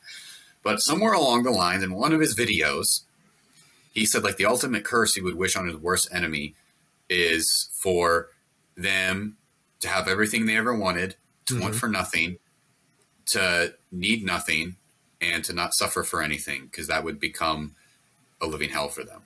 And at first I was like, that seems weird. But then I started to think on if I had everything, if I didn't have to accomplish anything, if I didn't have to do anything, if I had all the money in the world, all the time in the world, anything I wanted, I could immediately ask for and it would be given to me. Like, what would there be to do? What would I mean, I could probably like amuse myself, like the word amuse like literally means just basically distract yourself in momentary things, like some type of vices, like drinking or just like playing games or something to distract myself from the fact I feel like there's nothing going on. But as soon as I stopped doing all that and realized there was nothing to strive for, it just thinking about that sounds absolutely depressing. And yet that's exactly what we all think we deserve, of having everything I ever wanted and not having to work for it.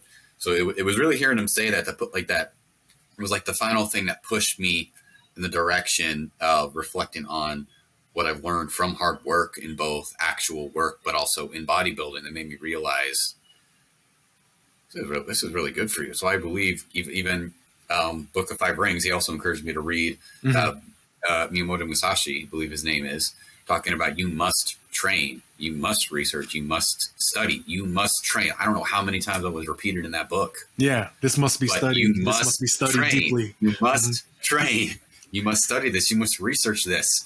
You must practice. You must train.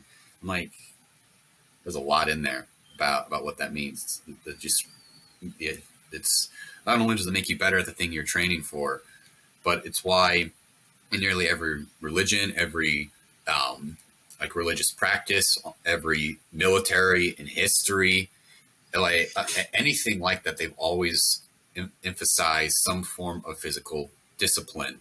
And like the Christianity, it's not as hard as another thing, but they still have lots of regular fasting as an example, some type of physical discipline or active restriction or something, because everyone throughout history has recognized something about doing that to the physical has almost a spiritual repercussion to your benefit.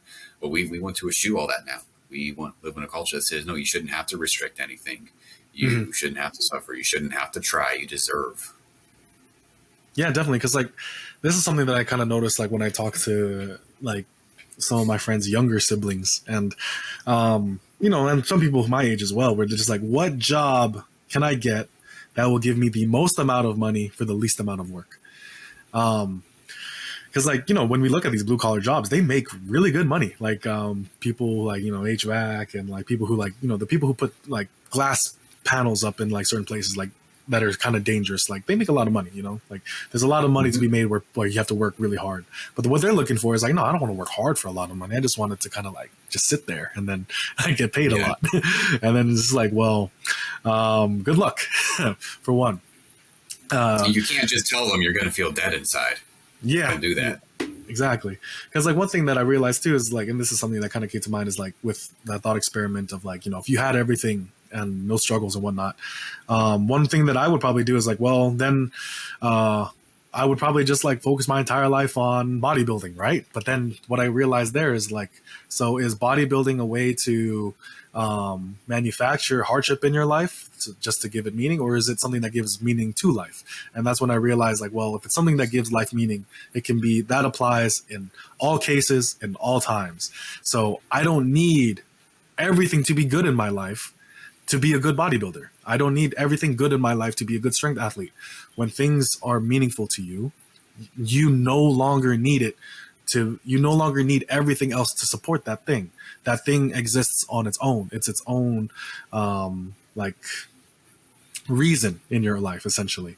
And I think that's something that a lot of people have kind of like taken away from themselves. It's like, well, if my genetics were better, if my situation was better, if my career was better, things of that nature. And it's kind of like how you mentioned earlier, like you create life in the cracks, like where you can fit it in, you put it there, because it's like those are the things that are meaningful to you. You're trying to create more space for those things in your life, and it starts by taking whatever is there right now, so that way it can eventually grow and like continue to making more space and more space and more space until it becomes its own thing. But what happens there is that you didn't get everything you wanted. You didn't get all the money in the world. You didn't get all the time in the world, but you got that thing that mattered the most, the thing that gave your life meaning. And, for many of us, that is some type of training, whether that be bodybuilding or strength training, martial arts, even things of that nature, something in which we look upon our own works and admire them. Like that is the like meaning and behind like life in every breath. Right. So when it comes to like hardship, hard work, it's it ceases, like, this is why people, like, there's that saying, like, if you do something you love, you'll never work a day in your life.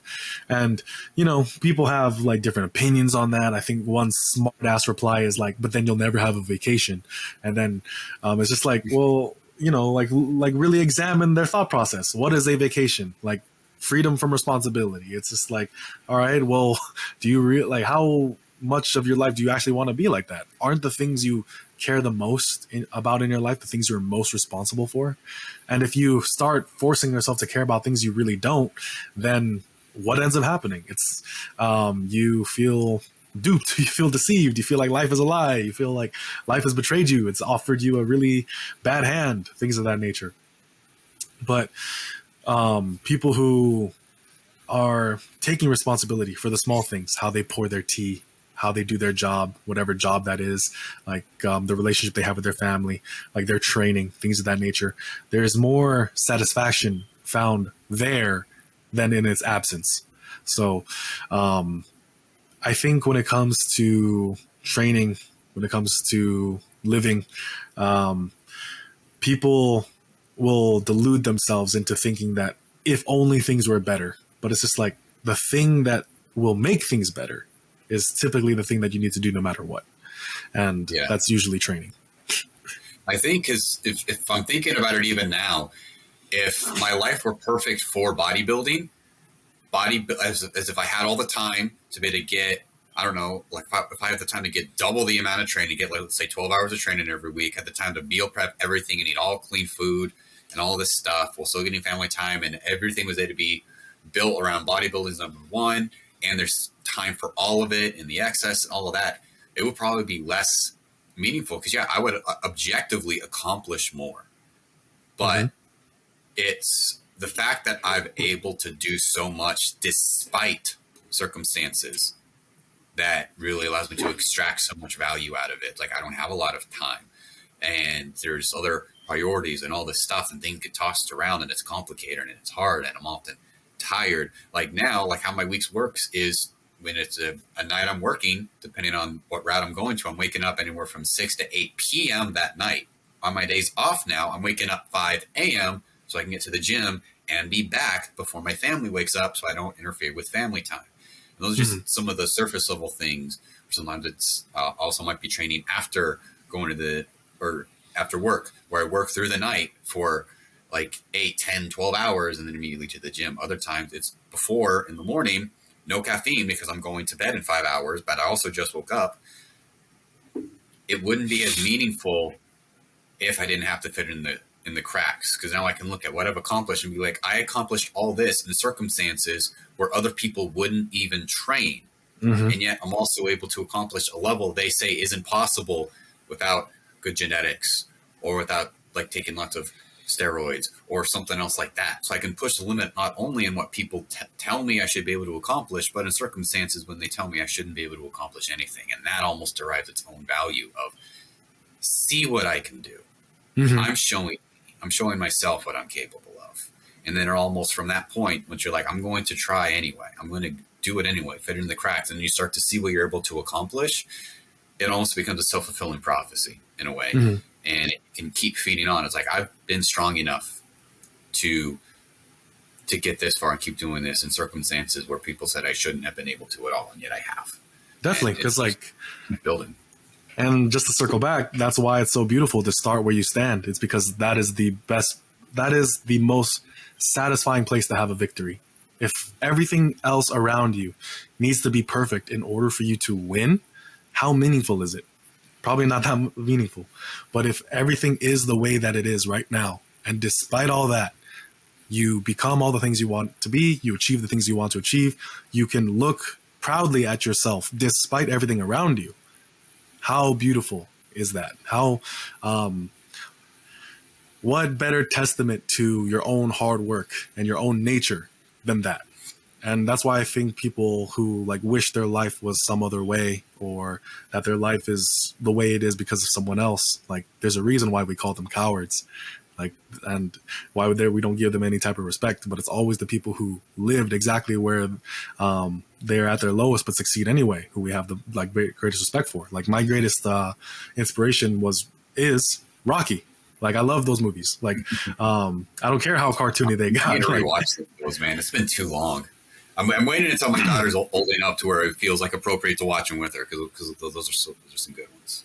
definitely, because like I think one thing that a lot of people miss out with those movies in particular, they think they're boxing movies. It's like, it's not a boxing movie. The boxing is literally maybe 10 minutes of the whole movie. Like, it's a story about how someone is all alone, has not lived up to the things that they like, not lived up to the dreams they had since they were a kid. He's in a job he doesn't like, that doesn't suit his character. The people around him don't respect him. He has very little respect for himself and things of that nature. And he's called upon to just be a punching bag for everything that he wishes he was in the world. He is supposed to just stand there and put on a good show and be a punching bag for that person. But he chooses not to be, because he just wants to have a moment where he can think to himself, I'm just not another bum from the neighborhood. And boxing is just the setting that takes place in. But it's not a boxing movie. It's a movie about like what life is like. If you were faced with the person who embodies everything that you ever wanted in life and told you have to be a punching bag for this person, there's no way you can beat him. Like, everything that happens in your life, everything that was ever in your life is in direct contradiction to that. But you stand up to that thing anyway, and you prove to yourself through your own hard work, through your own effort, that you have what it takes to still be that thing. Like, the amount of self-respect you gain is far better than a belt, far better than like someone else saying you've won. Like, he didn't win. Rocky didn't win in the first one. Spoiler. It's been 50 years at this point. Yeah, sorry guys. But, he didn't win. Like, he didn't win the fight, but he won everything that he wanted to, because where is Rocky at the end? He has self-respect. He can say to himself with pride, I'm not just another bum from the neighborhood. And finally, for the first time in a long time from the movie, there's someone who understands him. He's no longer alone. And that's why the Rocky-Adrian relationship is so important. It's because we spend an hour watching him be alone. Like, watching him just like be a street thug, like going like boxing in like sketchy places and being called a bum even if he wins. Like, we watch him like do the thing that matters the most to him, but it doesn't reward him in any type of way. In fact, it probably does like very little for him.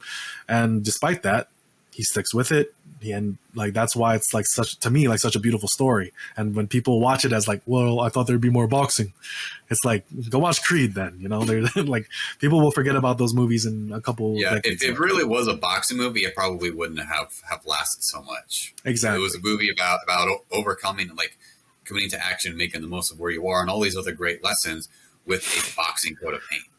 Mm-hmm. Because you have to have something to build the story around. Yeah, definitely. But that's why those movies like mean so much to me. And like, that's why, boxing has like such a special place in my heart, because, it's not you proving how much better of a person you are to another person, right? I truly think that boxing is a sport of like you versus you, and then someone's just in the way. Like, if you really did everything that you said you wanted to do and said all the things that you said you're about, you'd win. If you were as honest as possible in who you are, what you want to do, where you're standing, and like the efforts you're taking to your next level, like if you truly take that into consideration, it shouldn't matter who's in front of you. Like, you will win because you did what you needed to do. Yeah, and if you're honest about if for some reason you don't, you should be able to, instead of like immediately blaming like all this other stuff and putting off responsibility and giving up power, you should be able to look back and be like, no, if I was honest. And you should be able to reevaluate and be like, okay, now that I've lost, I can look back and see why I lost, and I can make sure that doesn't happen again, and I can go at it better next time, smarter but also harder. Yeah, like this is like, I don't want to shame this guy too much, because he genuinely did work hard. He's a professional boxer and things of that nature. But I just remember after one like post-fight interview, like he was crying, he was everything like that, and he did take responsibility for the loss. But I just thought it was funny because he was just like, man, I worked so hard for 5 weeks, and then and I was just like, hey man, like the guy you were fighting against, like he went on like the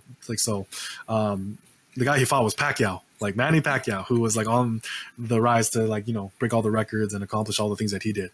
I was like, he didn't work hard for 5 weeks. Like, and Yeah. fight you. Like, he was years into his career by that point. He was all that. So it's just like, you can't compare weeks to that level of dedication.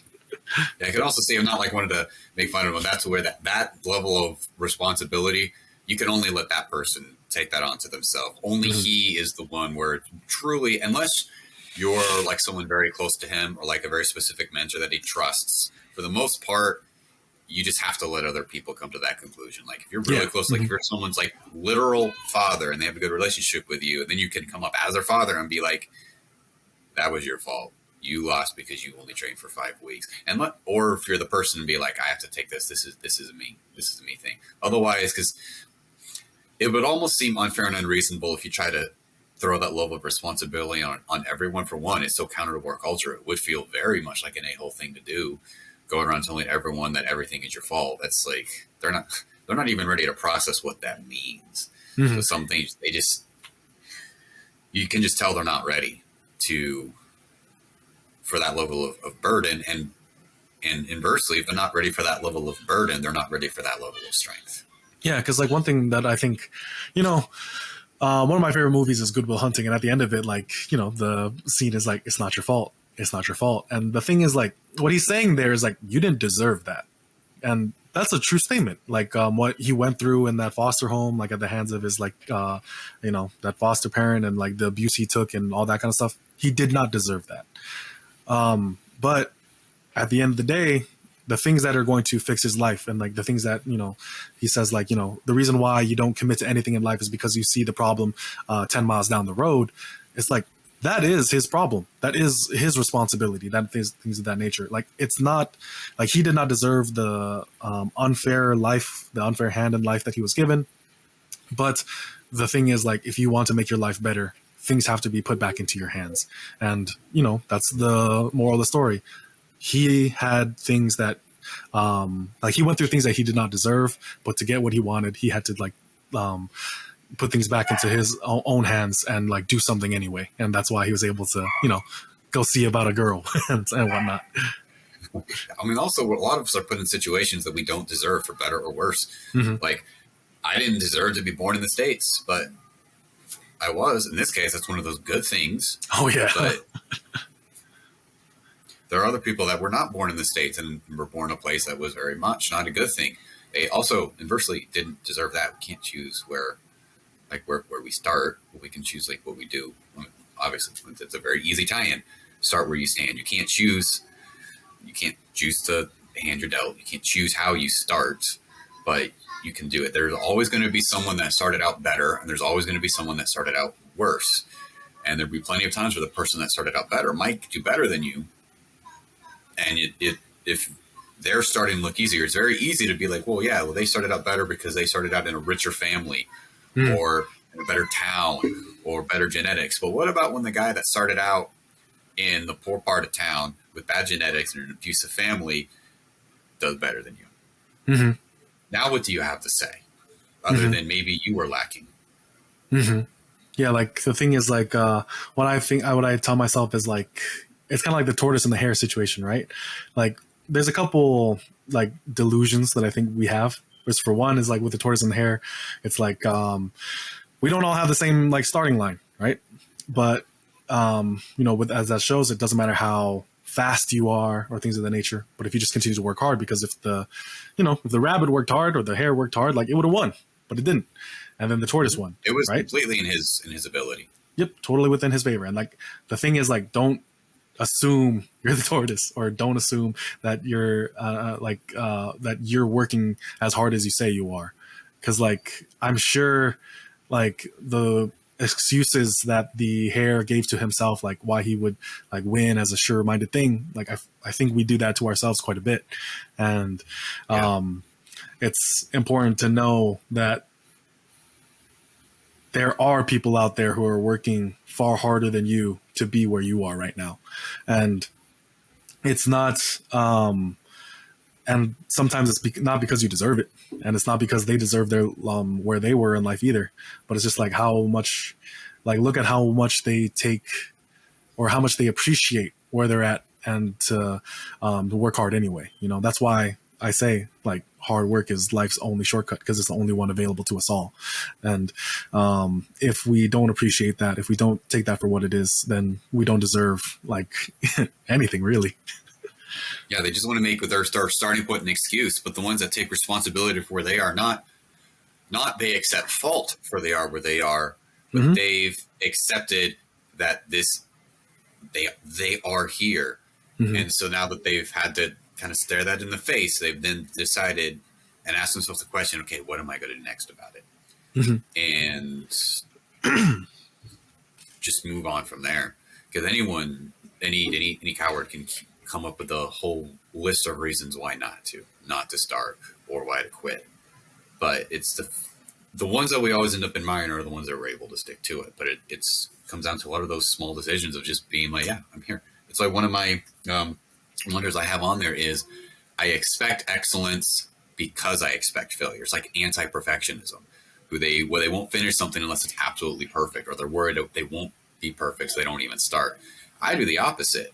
I expect to do all types of mix-ups, and I don't get like anxious about it when I realize I made a mistake. Like, it doesn't put me in a bad headspace, but I do try to be fully aware of them. Like, even for stuff here, like how I even do my thumbnails is absolutely chaotic. I haven't figured out how to do my thumbnails on the channel. It's very obvious I'm experimenting. A lot of them I think aren't that good, but I'm trying to fail fast. Or even because you're my second kind of podcast here. My first one I did was landing from basement bodybuilding. Looking back, I'm realizing there's little bits of things here like, I messed up doing this, like maybe how I did the intro or how I exit off, like little things. I don't feel bad about those. Like, it doesn't make me feel like I'm a failure, but it's more like, hey, look, I found ways that I am able to do better. And now that I went forward and did those things, I'm able to clearly see the mistakes and clearly begin working on them. If I was like, I'm not sure I'm going to do it perfectly, so how about I just not even reach out and try to schedule? Then I don't have to worry about failing. What would I be? Exactly. Like, something that I tell people, like, when I'm like, so I'm also a boxing coach, and sometimes people will say things like, "Oh, my jab's not working that great," or like, I don't understand this punch. I don't like the footwork doesn't make sense to me.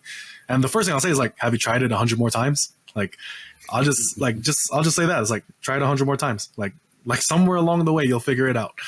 Because like, oftentimes, like when it comes to like making videos or things of that nature, I didn't expect to get any type of traction for the first 100 videos I made. I was just like, all right, the first 100 videos I make are probably going to be pretty shit. Sorry for my language. But I was just like, I'm going to have to clean up. You're good. So, the first 100 are going to suck, right? Like, they're going to have something wrong with them. Like, there's going to be some level of awkwardness to it, whatever, right? But I'm not expecting to be like, the hottest thing on the YouTube fitness scene, like in the first 100 videos. I'm not expecting any of those things. I'm just like, the expectation, quite honestly, like, is irrelevant, I guess you could say, because I was just making content for the sake of making content, and like just like trying to be like, give a more honest view of like how I view training and things of that nature. And I will admit, somewhere along the way I kind of lost that, because like, I started experiencing more success than I expected, and I wanted to live up to that. But then I was like, well, that wasn't the intention of my channel. That wasn't something that I made content for. That wasn't why I was trying to get better. And as a result, I felt like the message of my channel started like diminishing. And another reason for why I wanted to take some time away from it, among other things. There's just like a bunch of factors, but that being one of them is just like, if I'm not being genuine with the content I make, why should I make content? So when it comes to like these expectations and like the first 100 things that you do, the reason why it's important to do them poorly is because very rarely do people start out as good as they think, right? And even the people that we think are like, world class, like the people we remember for being the best of their era, the best of their sport, the best of their profession, they typically have a bunch of losses. Like, let's say even like we look at like examples of people so Rocky Marciano, like he's the only heavyweight champion to retire undefeated. However, I think he had losses in the amateurs. A lot of like, I may not know who that is, but I was immediately thinking maybe professionally no losses, but what about before he went pro? I could, no doubt, even if he had an incredible talent right out the gate, there is no one on earth who reached the highest level, no matter how much talent they had to start with, who did not have to refine along the way. Mm-hmm. Unless they had incredible talent and got up high into amateur ranks, coasting. But if they never refined, they never got to the top. Yeah, and then also look at some of the people, and like nowadays we see this in boxing quite a bit, where it's just like a lot of people are undefeated, but then they fought no one. And like that's another thing. It's just by the way, I'm putting this out there, everyone. Did you guys know I'm undefeated in boxing? Yeah, exactly. It's more that I've never been in a ring irrelevant. Just it's exactly. So it's just people like will start to value the wrong things essentially. But thinking about the people we do respect as being the best at their sport, like for example, like my personal favorite boxer is Julio Cesar Chavez. I think his final record was like 190 something to 12 losses, and he won like 87 like boxing matches straight. So he won like a decade or so like undefeated, but he still lost 12 times. Does that diminish his greatness in any meaningful way? Of course not. He's still one of the best of the sport. Well, so with that many total matches, I think that'd be really impressive. Like someone that's had that many matches and only lost a dozen times, to me sounds way more impressive than someone that, I don't know, only did 50 matches in their career and never lost. You're talking someone that did more than triple. Exactly. So, and he fought like great figures of his sport as well. And like, there's a lot of figures like that. I mean, like for example, like Manny Pacquiao, he has losses on his record, but like that doesn't change any of the records that he broke and any of the things that he's accomplished. None of it.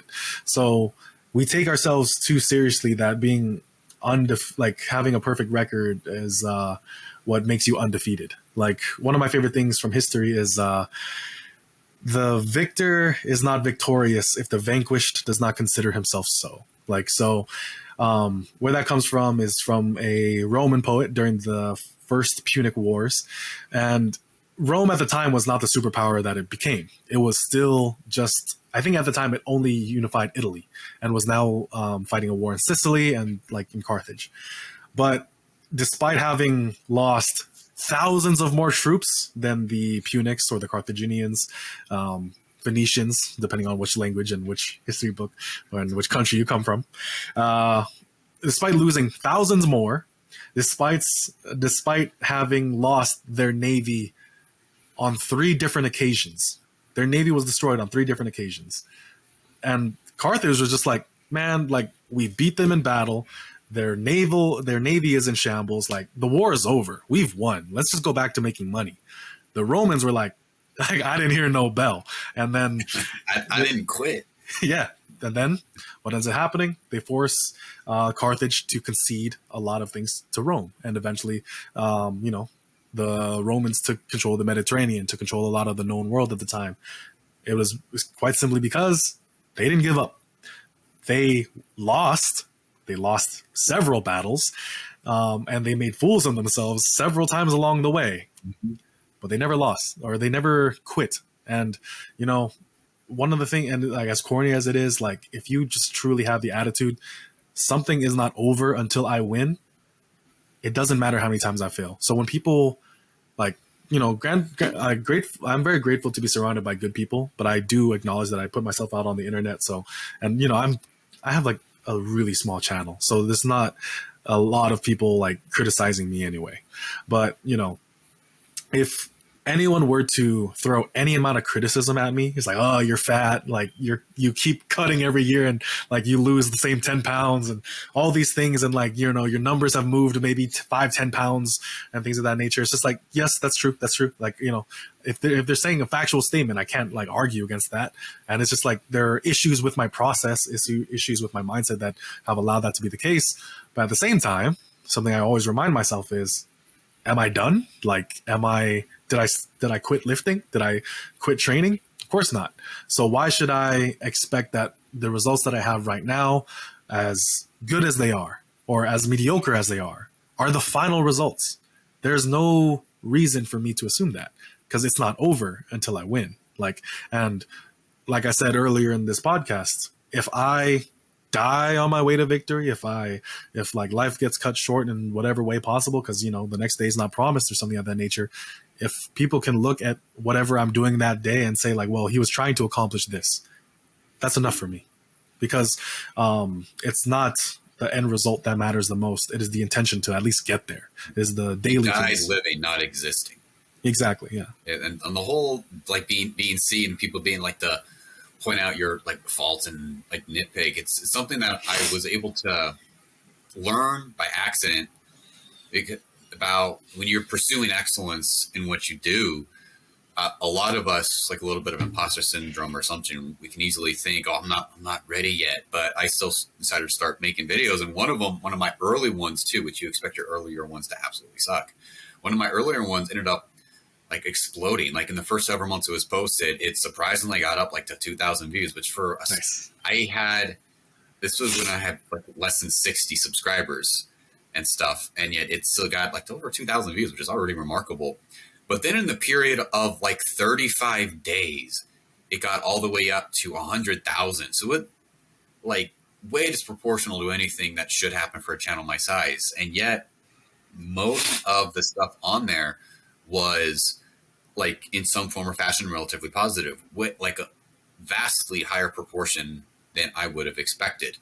And a few of the ones that weren't overtly positive were some type of criticism that was very constructive. Like one of the ones that really slapped me in the face the hardest, like, well, duh, I should have thought about that myself, was a guy, because apparently in like in the first 10 seconds or something of the video, I was complaining about how because of an audio issue, I had to scrap the entire previous take. So I have to do this entire second take for you. And then I started the video. And then like a comment just came in like really harsh. And I was like, I didn't come here to hear you complain about your editing problems or something. And I was like, that dude's right.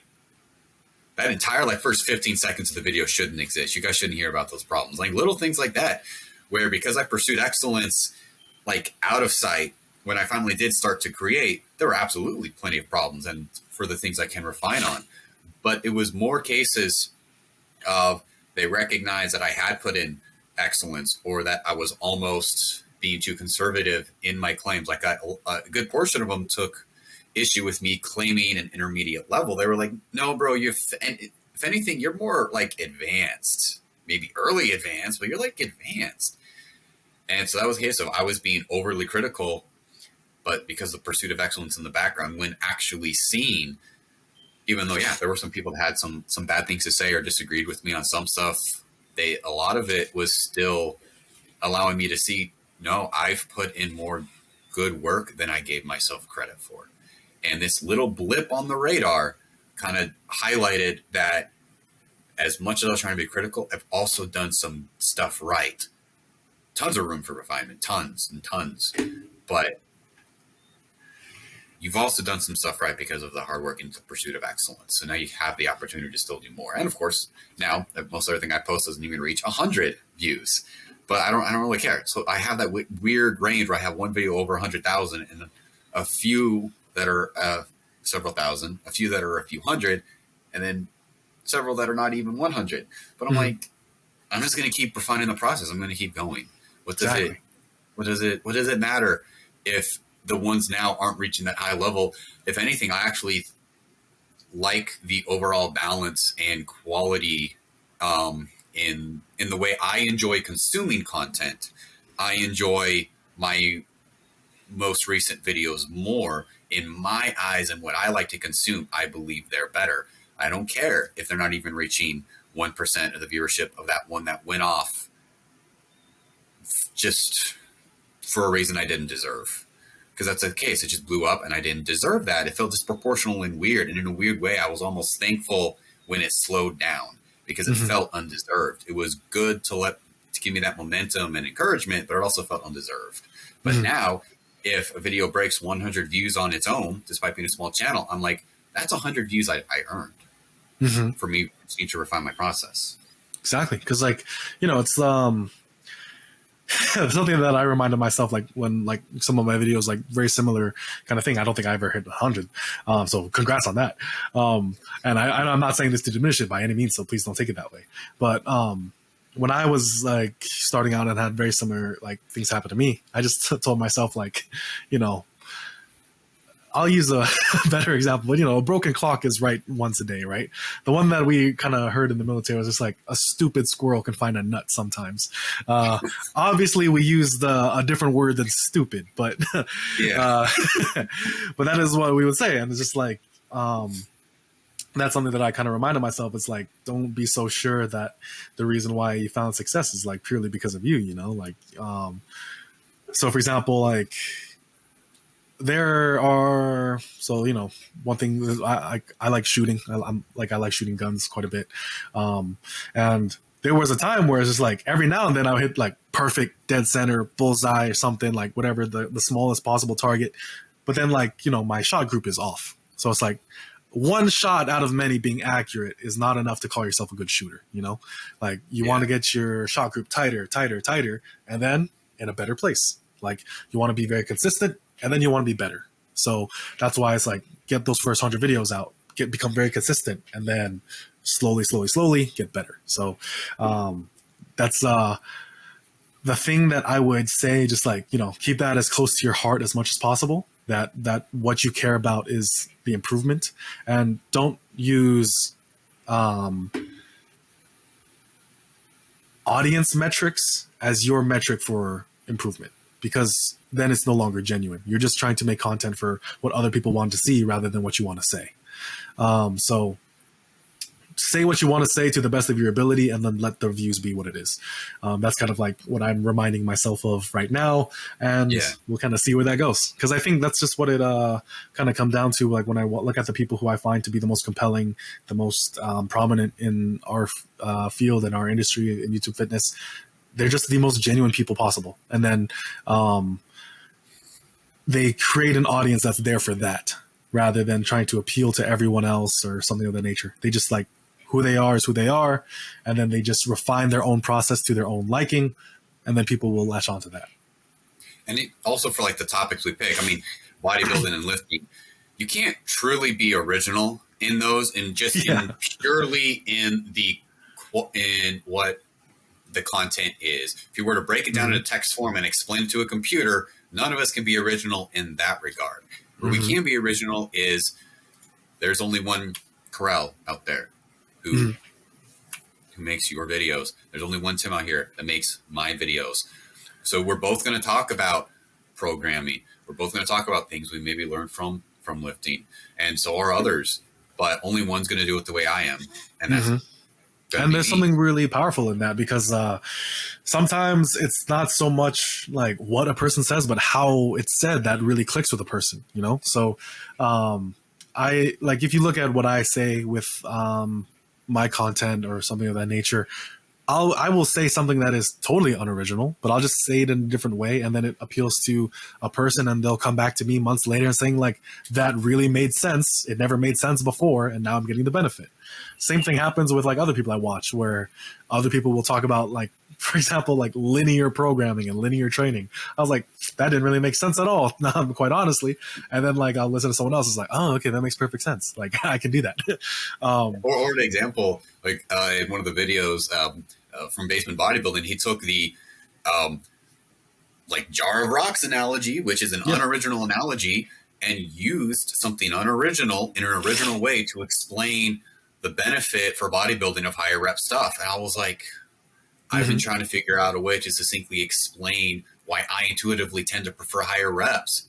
And him not being original was original, because that he was just able to just do his thing and find a way to explain it in a way far better than I managed to find up to that point. I was like, there you go. That's an example of you just do your thing and let that come out. It'll convert. There might be plenty of other people who are like, what do rocks have to do with this? This doesn't make sense. There might be several people that watch that video and be like, I'm still not seeing it, bro. Why not just do your fives or something like that? But to me, I was like, oh, that makes sense. I've been trying to figure out how to explain it, but that makes so sense. I intuitively went there, but I couldn't tell it to someone until now. Exactly. And that's the beauty of having multiple voices, like, I think when it comes to training and things of that nature, we think that only people are allowed to talk on that topic. And, don't get me wrong, I definitely think that someone having skin in the game, someone saying someone with experience, the message definitely conveys itself a lot better. But, you know, the facts are facts no matter what. And if someone finds a way to offer them in a compelling way that is meaningful to you and beneficial to you, there's value in that. The likelihood of that happening without without the necessary experience, unlikely.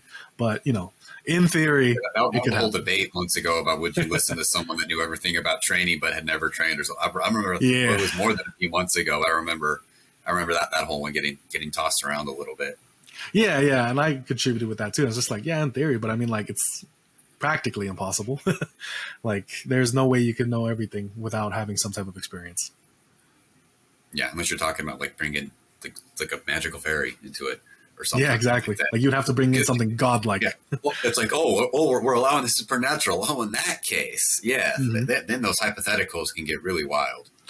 True. That's why, like, you know, so I'm a philosophy major and things of that nature, and like philosophy is a very, it's a very interesting topic because it's very much misunderstood, I guess. Because like for some people, philosophy is like quotes. It's like certain ideas, certain like how to live your life type deals.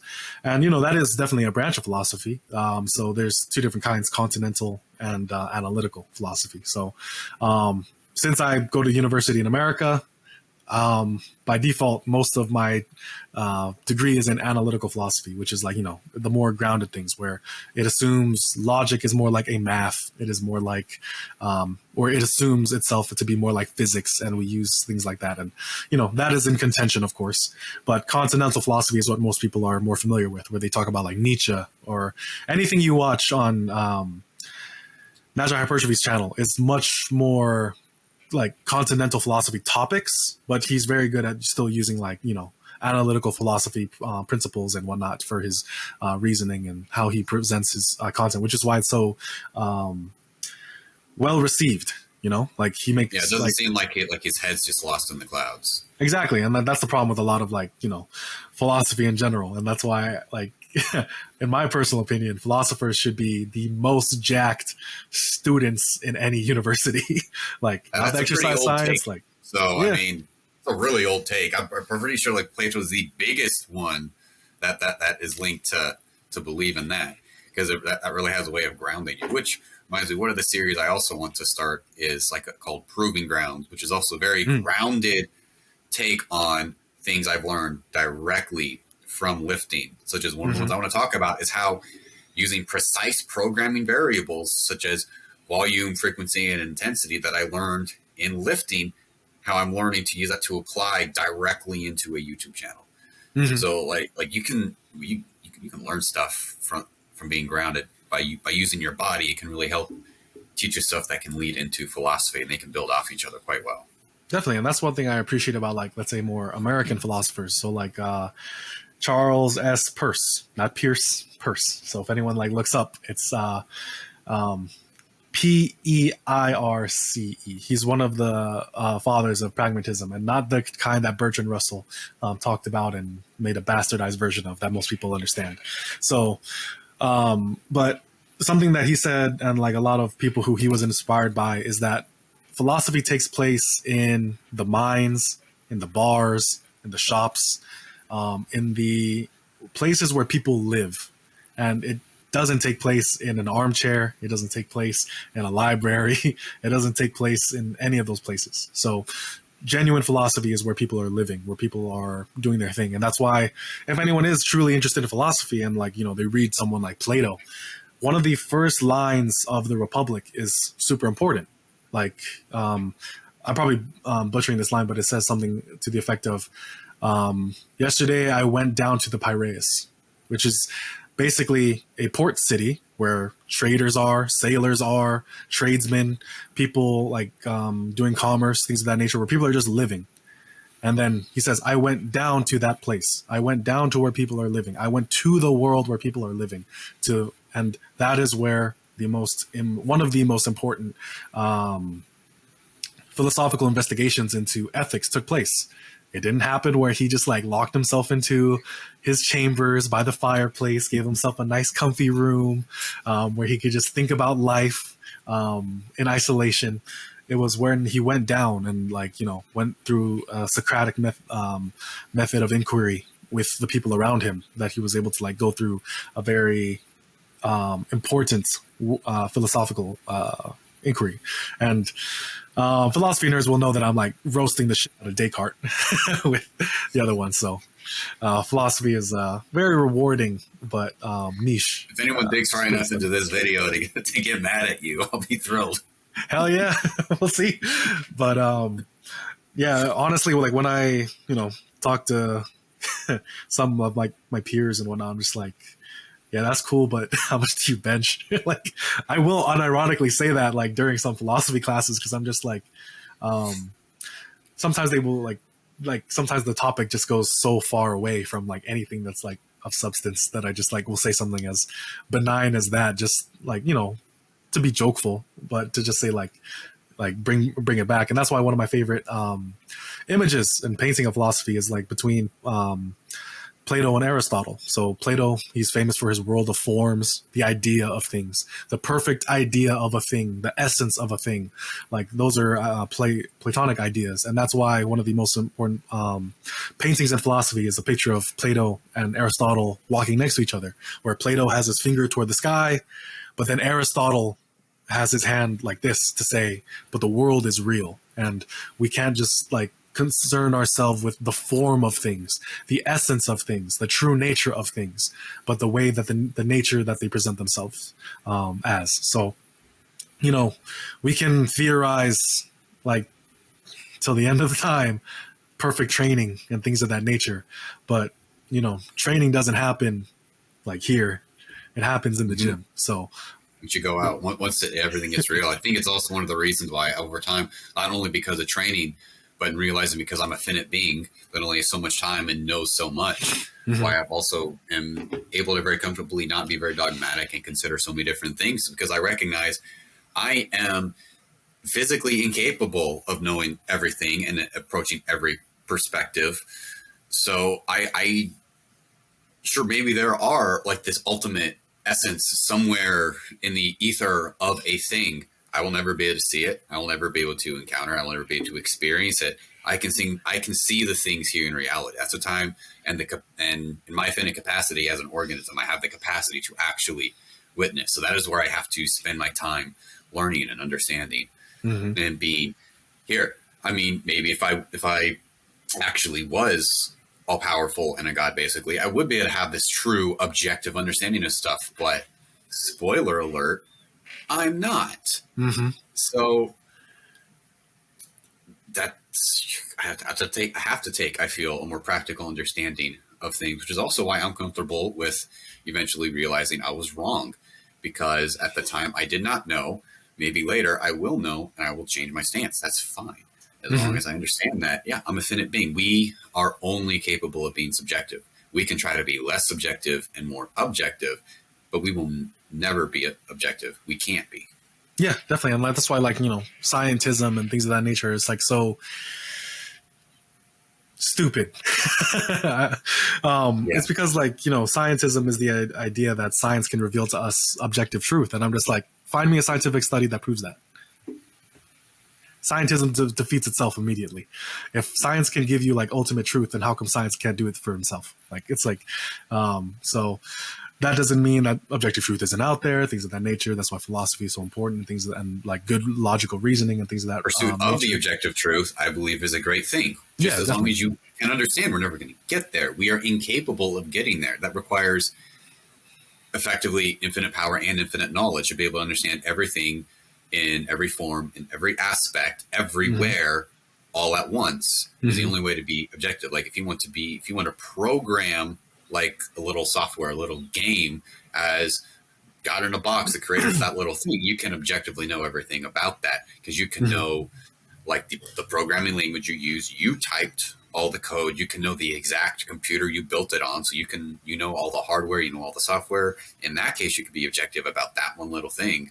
But when you're talking about the universe, yeah, definitely. And like, it's pure, like when it comes to like objectivity and things of that nature, like I'm of the position, like I'm I guess you could like consider myself more of a realist because I do think objective truth is a thing. I think morality is objective. Like these are things that I truly believe. That being said, I can't provide you a proof for any of those things. Like I just give you the best reasoning for those things, and like it's like a inductive reasoning where I'm just like these are why I believe in them, and like they give you like the best possible explanation for things. And a lot of things that we do in life are just those assumptions, where it's just like where we assume these to be true for these reasons. But what's interesting is certain things don't work if we don't treat them as real, in the same way that numbers don't work if we think numbers are subjective. Like numbers actually don't work anymore if we don't if we try to live in a world where 1 + 1 doesn't equal 2. A lot of things like in mathematics, physics, engineering, they just stop working. Like they don't work whatsoever. But if I told someone pull the number 2 out of your pocket, they couldn't. They can pull 2 things out of their pocket. They can give me a representation of the number 2. But if I actually said like, well, give me 2, just give me 2. This is like the number 2. And then it's impossible. It doesn't exist in the world. It's abstract. It's invisible to us. It's incapable for us to interact with that thing in and of itself. But if we treat it as not real, a lot of things that we have, the things we touch, the things that we interact with on a daily basis, it just wouldn't exist. And a lot of knowledge is like that, where we might not be able to know for sure what that thing is, or we might have different names for that thing, or we might understand them to be different things and have all these other disagreements. But if we treat them as something different than whatever it is, it ceases to work. It doesn't work properly. We don't get the benefit from it. And training is quite honestly like that. We are so fixated on being able to say, well, no, this is what it's supposed to be. This is proper programming. This is how volume should be understood. This is how intensity should be understood. This is how overload and progressive overload should be understood. It's like we fight over these words, but the thing is, if we treat them as anything different than these certain parameters, it ceases to work whatsoever. And the arguments that we have are just us trying to say that we're smarter than other people, but in reality, it's just like, Yeah, you didn't pick up a barbell to prove you're smarter than someone else. Like you just wanted to be bigger than you used to be. yeah. These are things we try to use to understand things that, as you said, they ultimately are abstract, because all the stuff where they're talking about programming variables for lifting or numbers for anything from physics to engineering. Yeah, sure, they're not actually real things, but if you go pick up a heavy object enough times, your body will respond to that. So even if all the language and numbers we made up to try to put it together in an organized manner isn't real, it is real. And that's how we have come in studying the universe, which is what science is, trying to understand the universe. So therefore also understanding programming and lifting. This is how we have come to be able to put down on paper effectively how to do this thing that the body naturally responds to. Just similar like with all the numbers and stuff. We're also, if you like look too closely at things, our understanding breaks down. If you zoom out too far, our understanding breaks down. But in the realm that we exist in, we have found a way to express it in a way that makes sense for where we are. But as our understanding keeps evolving and growing bigger, we keep like rolling back and reevaluating how we understand things. Like I'm not nearly in depth in all types of sciencey stuff too. You readily bring up lots of examples of how we've had to like change our knowledge as we continue to learn more, but we have to do that all the time because we have to understand that this is all just our way of trying to express how much of the universe we understand so far. This doesn't mean that what we're writing down on paper is objectively how it works. It's just our best approximation of what we've observed. Exactly. And that's why when people, like to kind of bring this back to my mantra, when people try to put themselves in the best possible position where they just try to think to themselves, I'm going to study my way into being a smarter lifter. It's like, you're not going to get there. Like you have to see what's available, see what's around you. If it's all that is push-ups and like, calisthenics, do that. If it's like optimal doesn't mean like it, third one. They don't have a 3 strikes rule or anything. Thank God. But so I'm trying to have this perfect understanding in order to, because you think that you're going to get far better results It's just not going to work. Like, learning about yourself is, I would argue, more important than learning about all the sciencey parts of training. Like, there's no shortcuts other than consistent hard work, and you have to be honest about where you're at right now in order to make any type of meaningful progress. And that's why the mantra of my channel is always going to be start where you stand. It's because it's only a matter about what you can do right now in the moment that actually matters. Experience is really king. That's why, going back to Musashi, the Book of Five Rings, why there are some cases where throughout the book, he'll break down in depth how to do a thing, like how to hold the sword or whatever it is. Other times he will briefly introduce you to something, and then he'll immediately go, like, you can't read this in a book. You must go study this. You must go train this. And what he means, you must go physically with an instructor and practice this technique. I can only tell you that it exists and what it briefly looks like. You cannot learn this in my book. Even though he opens up talking about how he was such a great master that went around defeating all these other sword masters, and he was the best in Japan or whatever it was. There's still times where he's like, I cannot teach you this in this book. You must physically go out there and practice this. That is the only way to learn it. You cannot become a master in a book. Yes. So that's why you must train. You must study. That's what that means. It doesn't mean you must go to someone else's book. It means you have to go out there and experience. You cannot abstract everything. And then one thing I will say too is to someone, no one is stopping you. No one is stopping you. Nothing is stopping you. So oftentimes when people will say like, well, I don't have access to a gym, I don't have access to a barbell, I don't have this piece of equipment, there's no one in my area that can teach me. It's like, you are creating obstacles in your mind. Like, they're not truly there. Because if someone, like, and I know this because I was in that situation, I didn't have any of those things either. I just did what I had. And if you listen to a lot of people that we look up to in the space, that's what they did too. They they didn't have the best knowledge, the best ideas, the best whatever. They just did something. They just did something, because otherwise, like, they couldn't even say that they were, like, you can't make a claim that you are that thing if you don't do anything about it, right? Like, if I were to say like, I'm a really big, I like bodybuilding training. It's like, oh, nice. How often do you work out? Never. It's just like, oh, what's going on? It's like, what's going on here? Like, there's a disconnect. Like, if you're truly passionate about something, like, the passion shows itself in what you do and not what you study, not what you read, things of that nature. Like, obviously you want to incorporate as much as your life into that thing you're passionate about. But at the end of the day, the thing that matters the most is your own action. So when people hear like, you can't read this in a book, you have to go out and train it, you have to do all this, typically there might come this objection in your mind.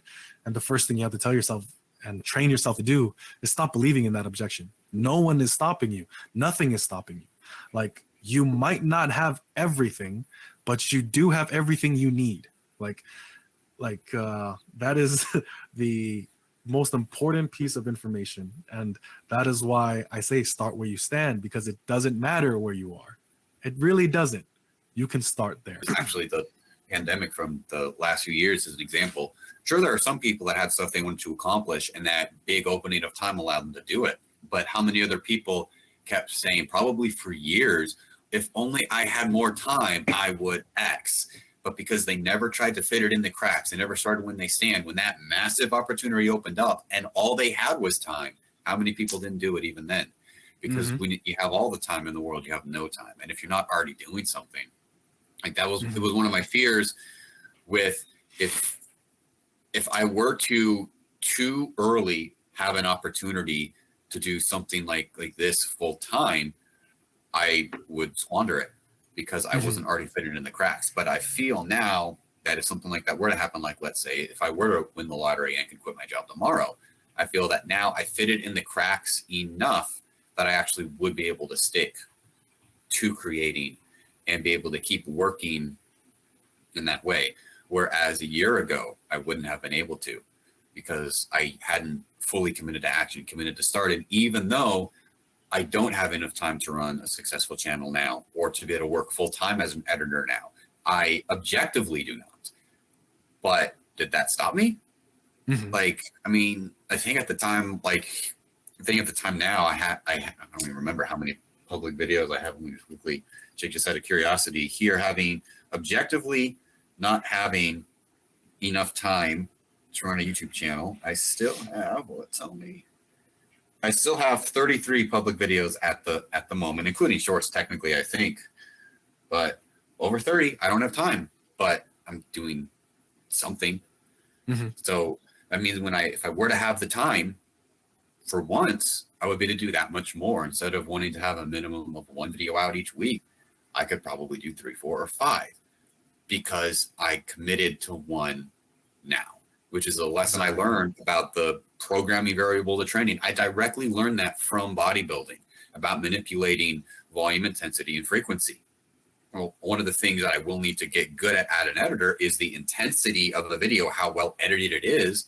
But right now, the most important thing for me is the frequency and consistency. So I need to commit to a level of frequency that I can do consistently. Right now, one video a week. It doesn't matter the volume, i.e. how long it is, or the intensity, i.e. how heavily edited it is, as long as I have one out each week. And over time, I will be able to increase the frequency and manipulate the other variables. That is like very bare bones, actual programming stuff that you would literally like use with like a client in training that I'm having to also apply here as well, because I actually went out there, I actually lived, I actually got experience. I didn't just sit back in my head and think about thinking type of thing. Definitely. And that's like a really powerful lesson and a really powerful thing that people, once they truly experience that in their life, like things really do change at that point. And it's exactly as you said, once people had more time, they didn't have the habit there. And so as a result, like they just stuck to the same habits. Like we are creatures of habit, not convenience. Like it's it became convenient because we had more time, but the thing is, like, we just kept doing what we were doing anyway. So if you really want change in your life, start now. Start doing it now. Do as like, and like you said, like let the intensity come over time, but get the frequency down, get the consistency down, then the volume and everything else comes like following that after. So that's why I think bodybuilding is like such bodybuilding, strength training of any physical capacity is just so wonderful. Like that physical discipline of pushing the body, which this is more like on the spiritual aspect, what your character learns from training, but also on a physical aspect, when you're comparing it to being sedentary, I believe training is innately functional and beneficial. And functional in like the nebulous term people seem to use it for, though if you ask them to define it, they can't. Mm-hmm. But in language, you can tell they have some loose definition they're going for. So if you're comparing it to an average sedentary person, anything is functional. Training to run a marathon, training for bodybuilding, CrossFit, getting into dancing, all of that will not only improve your ability to function in day-to-day life, but that type of physical discipline will put you in a place where you can begin to learn these more abstract, philosophical, spiritual lessons as well. Mm-hmm. Exactly. And that's why, like I always say, philosophy is lived. Yeah. Which I don't get to hear you say that bit very much, but I forgot to also say it in the intro, partially because I forgot. Is one of the reasons I want to bring you on, because like philosophy means so much for you. You are going to school in it as well, which lets me know that it's a big deal for sure. Yeah, definitely. Because like I started out as a business major, and then I was just like, this is kind of bullshit. And then I switched over to kinesiology, because I mean I want to be a coach. I want to like be involved in like physical training for the rest of my life. But then same thing there. I was just like, this is not what I expected. I guess like the professors were so hot, like they thought themselves as like the best. There we go. There you are. Yeah, the recording should still be good. Cut out when you were talking about how like about your professors after you switched to kinesiology. For some reason, you didn't like it when you wanted to switch. Yeah, so like my professors, like everything they said was like the gospel truth. They were the best absolute resource for strength training, bodybuilding, athleticism, things of that nature. As if everything they were saying was somehow completely unique, revolutionary, and no one else is doing it right. And I was just like, those are all the things that a charlatan does. So Why would I value a degree given by charlatans? And then on top of that, like I looked around at my peers too, and some of them, like quite honestly, it didn't seem like a good environment when so many of them had a very similar mindset, which was, I am going to get a degree in training. So that way, when I start training, I feel comfortable in my decisions. And when so many of my classmates had a very similar kind of like thought process and a take on training, I was just like, I just don't want to be in this program. Like, I just didn't want to be around that. God bless their spirits, they're all very nice people. But because they just thought to themselves, like, I need to have a degree in order to train. I was just like, that is so foreign to me.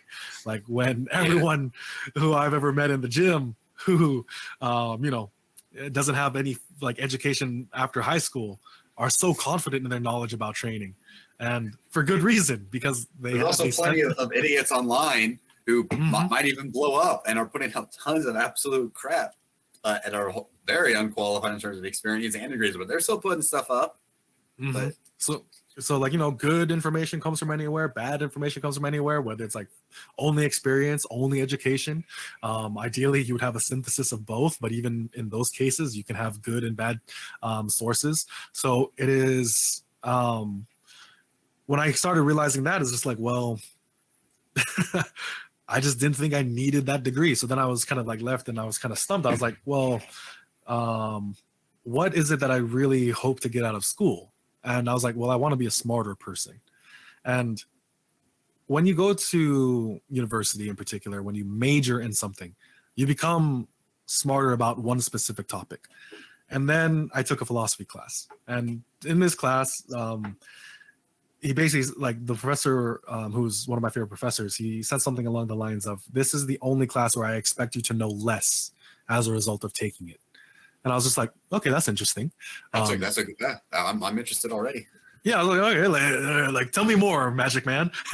And then over the course of the thing, he said, like, I don't care what you think. I only care about how well you can defend it. I was like, okay, that is also very interesting, like very nice. And then like throughout the course, like those types of things. And then here's another thing that I really liked about it as well. It wasn't afraid to call you stupid. Because like it gave you these clear outlines for what is good reasoning, what is bad reasoning. And if you had bad reasoning, it's just like, well, that's bad reasoning for this reason, this reason, this reason. And it wasn't like, he didn't take any issue with any of your claims, because he said, well, none of your claims are wrong by themselves. It's just your reasoning to believe them are wrong, because this doesn't lead to that. This doesn't connect with this. Like, you can claim anything in philosophy, but it's a matter of how well you can defend it, how good your reasoning is. So when I kind of realized that, I was like, this is a major that will make me a smarter person, because it's not about always being right. It's not about agreeing with whatever is told to you in a book. And this is another reason why I didn't really like the business major, quite honestly. If you could finagle your language and your words and just be like a sophist about everything, you could, convince the professor that you know what you're talking about when you absolutely know nothing. Like, you could BS your way through it. But you can't do that in philosophy, because then it's just like, well, what does that mean? What does this mean? What do you mean by this? It's just like, wisdom is not you knowing everything, but it is you being clear on what you believe and why you believe it. Like, just because you have those two things, it doesn't mean you are wise, but you can't be wise unless you have those two things. So when I started putting those things together and started realizing that, I was like, this is a major worth pursuing. So that's why I decided to be a philosophy major, because I just felt like it was the only one that would actually make me be a smarter person. And, some people will take that and be like all head in the cloud and all that kind of stuff. And, that's them, not me, hopefully. But I do acknowledge that I'm prone to that, because, that's that's what happens when you pursue something like philosophy. But at the same time, like, I never considered myself to be quite intelligent, which is why I wanted to have a degree that would make me be a smarter person. Because in this one, like, you have to write a lot, you have to read a lot, you have to read ideas that are so different and sometimes so poorly articulated, but then still try to synthesize it into something meaningful and something understandable. And as a result, like, those are skills that I just felt I wasn't getting in other places. Because in kinesiology, if you can tell me everything this book says, you're a good kinesiology major. In business, pretty much the same thing. And then that's kind of like how every single other major is like. If you can just recite to me the things that this topic pertains to, you are smart, you are good. Whereas in philosophy, it's just like, all right, I want you to tell me what you think and why you think it. And then if it's good or bad, it's like, you know, that's entirely up to like your logic. Yeah, it sounds like something that actually tests you, because like I'm one where for a good portion growing up, like I was able to do lots of academic stuff fairly easy. Didn't have to try too hard, which eventually, you probably know the story, it catches up to you. If you learn not to try hard, it ends up getting you because it was too easy early on. But I was able to like deduce a lot of stuff for like tests or something like that, or learn enough to get by quickly and easily enough that I didn't have to kind of build my systems around actually studying and truly getting in depth, except for the things that I was interested in and studied on my own time that weren't part of any class. Those I put a lot of time and effort into understanding, but a lot of stuff for class, if I didn't want to, I was able to get by with just coasting and I would pass up until I couldn't. And then I was like, oh, what do you know? I didn't learn how to work hard. So here we are. Exactly. Yeah, but that's life. It started with me with math, and my excuse for years was math got better faster than I did. No, it's because you refused to write down your process and show how you got to those numbers. So once it was more than you could do in your head. That's a good point. Yeah. Yeah. That's why like a log is so important, like in training. The log is the only type of journal I've ever been able to consistently keep. My very first logged entry, I still do the old like college bound composition notebooks. I think I'm on my 5th one now. I don't remember the year, but I think it was like a December 27th, maybe, back in the year I was 14. And that was my very first logged entry, because for Christmas I got like a little 40-pound adjustable dumbbell set. But I had been doing like training even before that. Like we talk about people doing the excuse of, oh, I don't have a gym membership or anything. Well, before I had any equipment besides a pull-up bar, I was using this old cast iron teapot my mom has, and I was using that for weighted crunches and like side raises. So it was feet up on a chair and doing push-ups on the ground, because I was a skinny kid, so I had to do decline push-ups to have anything, and pull-ups and stuff, and sit-ups with like the weight of the cast iron teapot and like little side raises and stuff like that. That's how I trained, just in my bedroom. And I still have some old like videos, thankfully archived of that little period, but then for years between, like nothing archived besides the old journals. But yeah, once I saw this image of Arnold Schwarzenegger just putting 2 chairs next to each other and doing dips, I was like, I have equipment. Yeah, like I got equipment, I got something. That is admittedly where some of the people that are into like the calisthenics creators and functional creators can certainly have their place, because a lot of their emphasis on you don't need much to start. They of course also don't have a very clear image on where you can progress and what you truly want for long term, but they do honestly lower the barrier of entry. And in this case, that's a good thing. Make it feel approachable for people to start, as long as they can then have something they grasp onto to go on to later. Exactly. And then their problem is just that they try to like keep you there forever. Yeah, because they don't really have a goal. They're like, I think, and Nick pointed out, it was like none of us had ever heard of this guy either, but he had like the 2 million subs or whatever, because he's just absolutely not in our spirit, like too normie for us. But whatever that functional training guy is or whatever he was talking about, I also had never heard of him. But it was it made it feel approachable to a lot of people. But at the same time, if that was all I had been given early on, I probably would have fizzled out before I even turned 14 and expressed enough interest long enough for my parents to get me that 40-pound dumbbell set. Because if it was such low standards, I would have hit those standards super early. Like, I'm a teen, no job, no responsibility, nothing. I have nothing but time to train. So I would have hit those standards and been like, now what? Now where I have nothing to inspire me to go. And I would have stopped and I would have picked up something else. And I never would have accomplished what I've accomplished in however many years it's been. I don't even really know when the first time I ever did an exercise at some nebulous date in the past that I'll never be able to accurately determine. The very first Same, time I man. got down and did a push-up. Like, how young was I? Was I even a teen? Was I 11? Was I 12? I have no idea. Yep. Like I just have like a vague memory of like certain things that were going on in my life. So it's like, that's kind of like all I know. I'm just like, but once you like get that, like, get bit by that bug of training, like it just takes over everything and you don't care anymore. And that's what I think people need to have a bit more. Just I'm not saying like don't care, but like care about the right things. Like starting point don't really matter. Like that's why like I just say like, but as long as you start. Any point doesn't really matter, because like if you enjoy what you're doing and like you're getting the results that you want, like why should you expect an end to this? If I'm getting more jacked, if I'm getting stronger, if I'm getting better, like why would I want that to stop? I don't want that to stop. Like if you like it's kind of like when you make money doing a job you like, you want to keep doing that job.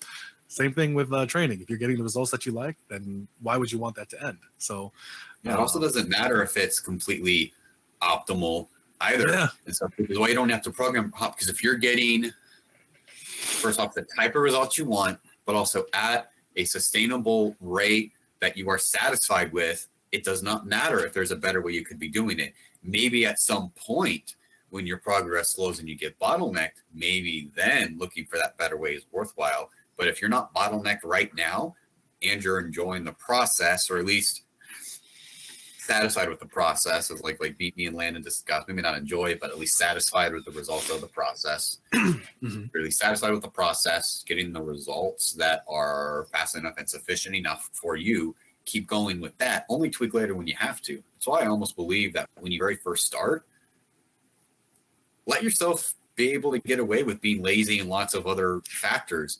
Like if you're young and you are just started training, but you're still going out, like, I don't know, you're in college and you're partying with your friends, if you still go out and drink on the weekends, but right now for your first few months, you can make progress. You don't have to become a social outcast immediately and stop all the partying, stop all the drinking, stop the staying up late. If for your first few months, you can still make progress, at least get used to consistently going to the gym. And when you begin to hit a bottleneck in progress, then refine something. If you don't want to give up the parties, maybe the rest of the week you can just sleep and eat better. And maybe that will allow you to continue progressing. At some point, yeah, getting blackout drunk on the weekends will have to be eliminated.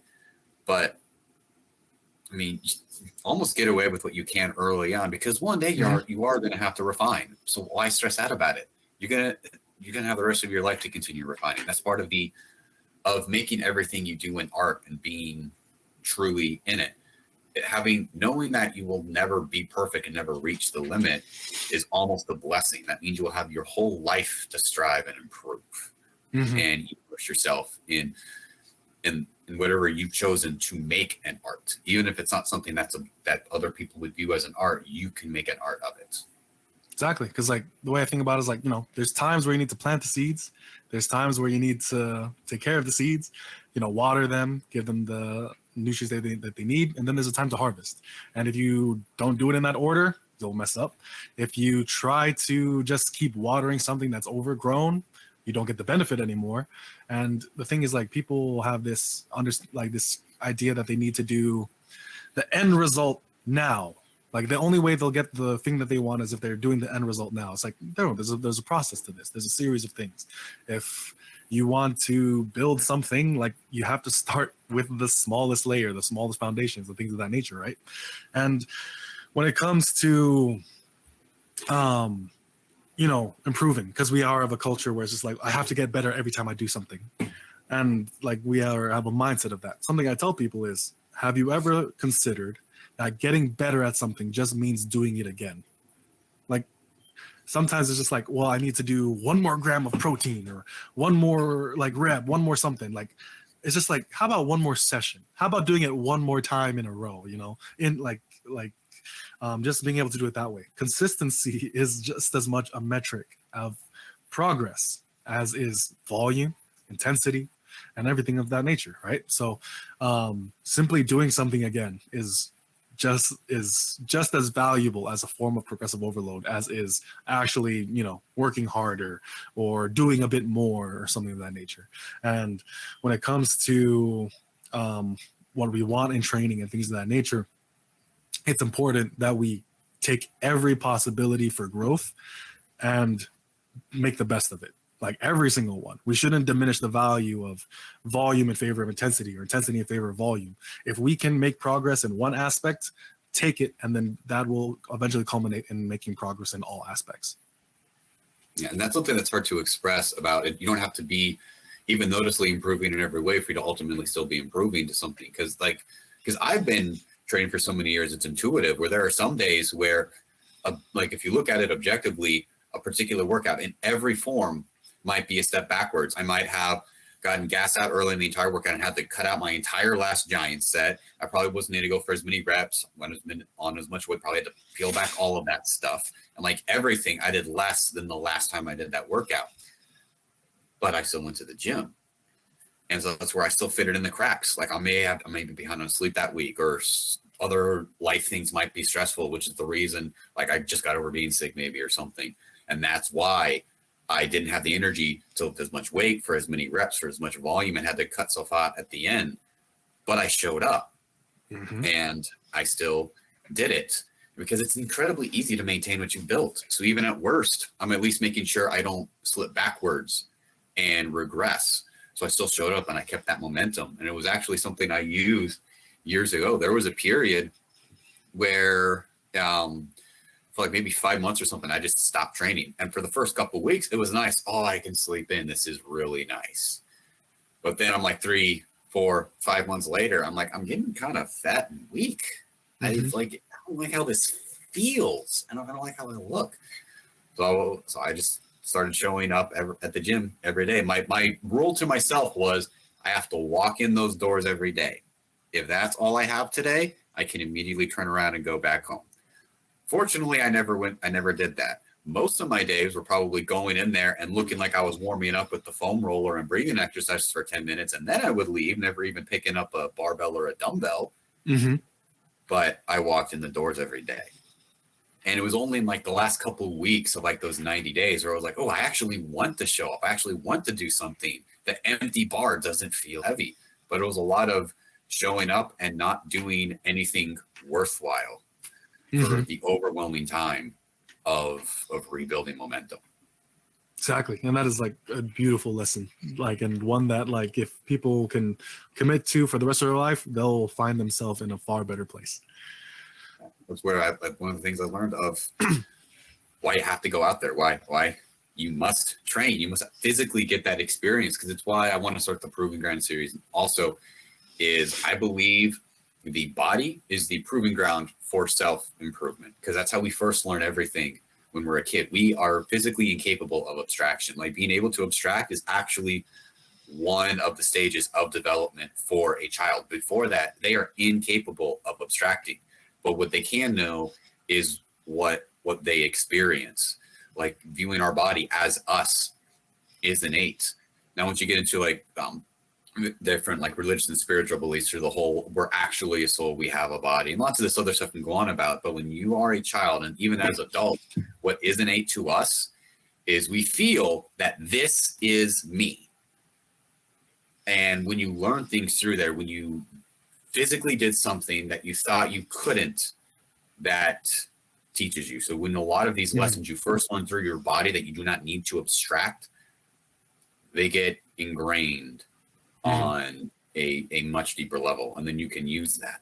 I mean, using that high frequency thing of just showing up every day with an incredibly low barrier of entry that isn't even work, but I physically walked in the doors every day. That was my minimum. As long as I met that, you did it. You did what you needed to do today. That's powerful. That is super powerful. And it's easy for us to be like, that's not enough for it to be worth it. Why even do that? And then you start justifying doing nothing again. Nothing changes. But it's going. So that was one of the cases where I had to learn, had to go out there, had to get the experience. Definitely, yeah. And so, unfortunately, something did come up, so I have to get going pretty soon. But something I will say before. Yeah, I was feeling I need to wrap up too, because we have other stuff. I feel I'm getting texts trying to coordinate, and I've been sitting on the ground for nearly 3 hours. So, but yeah, something that I really like appreciate about like what you're talking about, like the minimums, like and things of that nature. Like it does matter. Like, you know, we all make jokes like the little things matter in life, like small things are important, you know, like those kind of memes like go around and everything like that. Every inch matters type thing, and it does.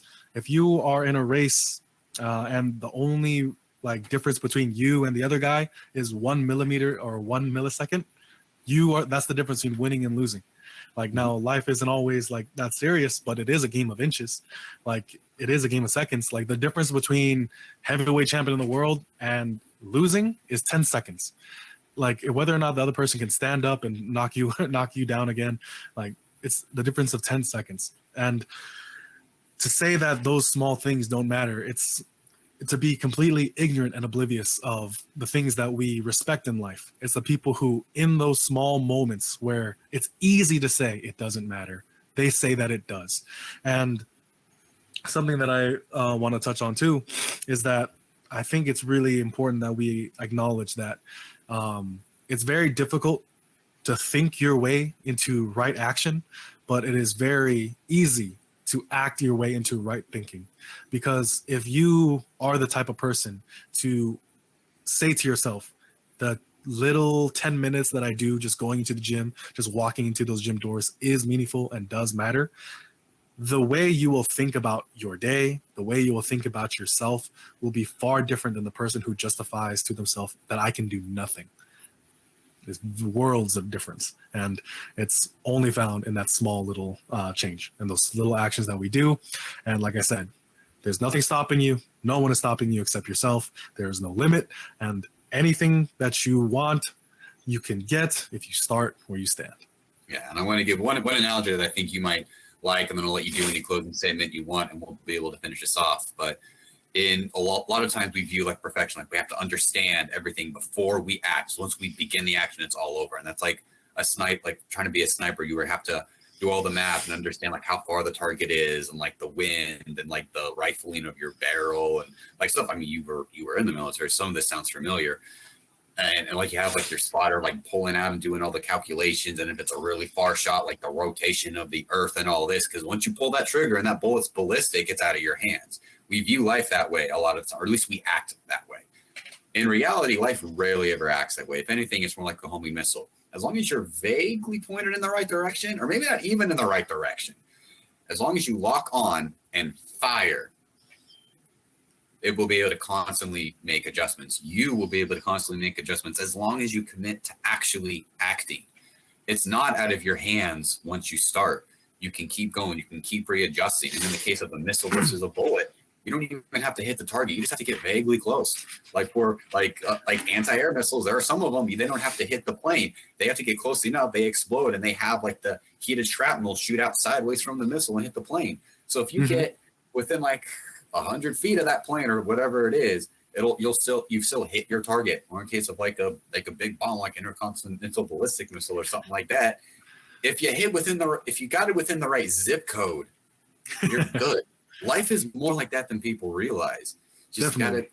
Yeah, it's not ballistic and out of your hands as soon as you say, well, I'm going to start. Like, I don't have to plan, like for making a channel, I didn't have to plan out 20 years of videos and do all the scripts and all that before I uploaded my first one. I just start going and I adjust along the way. You just keep going. Yeah, definitely. And when it comes to situations that maybe are like that, which are rare, something that you should be able to say is that I have spent so much of my life training, preparing, going through all the necessary actions that I needed to, that when that time comes where something is no longer in my hands, I can have full faith in my training, not my knowledge, not what I've read, not any of that, but in the things that I applied myself to daily to know that this is going to like hit the target when it needs to. So, and like, that's what I think is like really important when it comes to this. Whether it is as specific as a bullet or as varied as something like a missile, in either cases, so long as you provide the right action, you will get the right result. And that's good. Well, it seems life's trying to pull each of us. So got any final thing you want to do to close us out, or any final one-liner or anything that you think is good? Eat more protein and get more sleep, and try to lift 4 times a week rather than 3. I'll link to all your stuff once I actually get the video up. I want to go through and hopefully print this up for timestamp it. So Yeah, for sure. it was good talking to you, man. Thanks for joining me. Yeah, thank you for having me on. It was like a huge honor.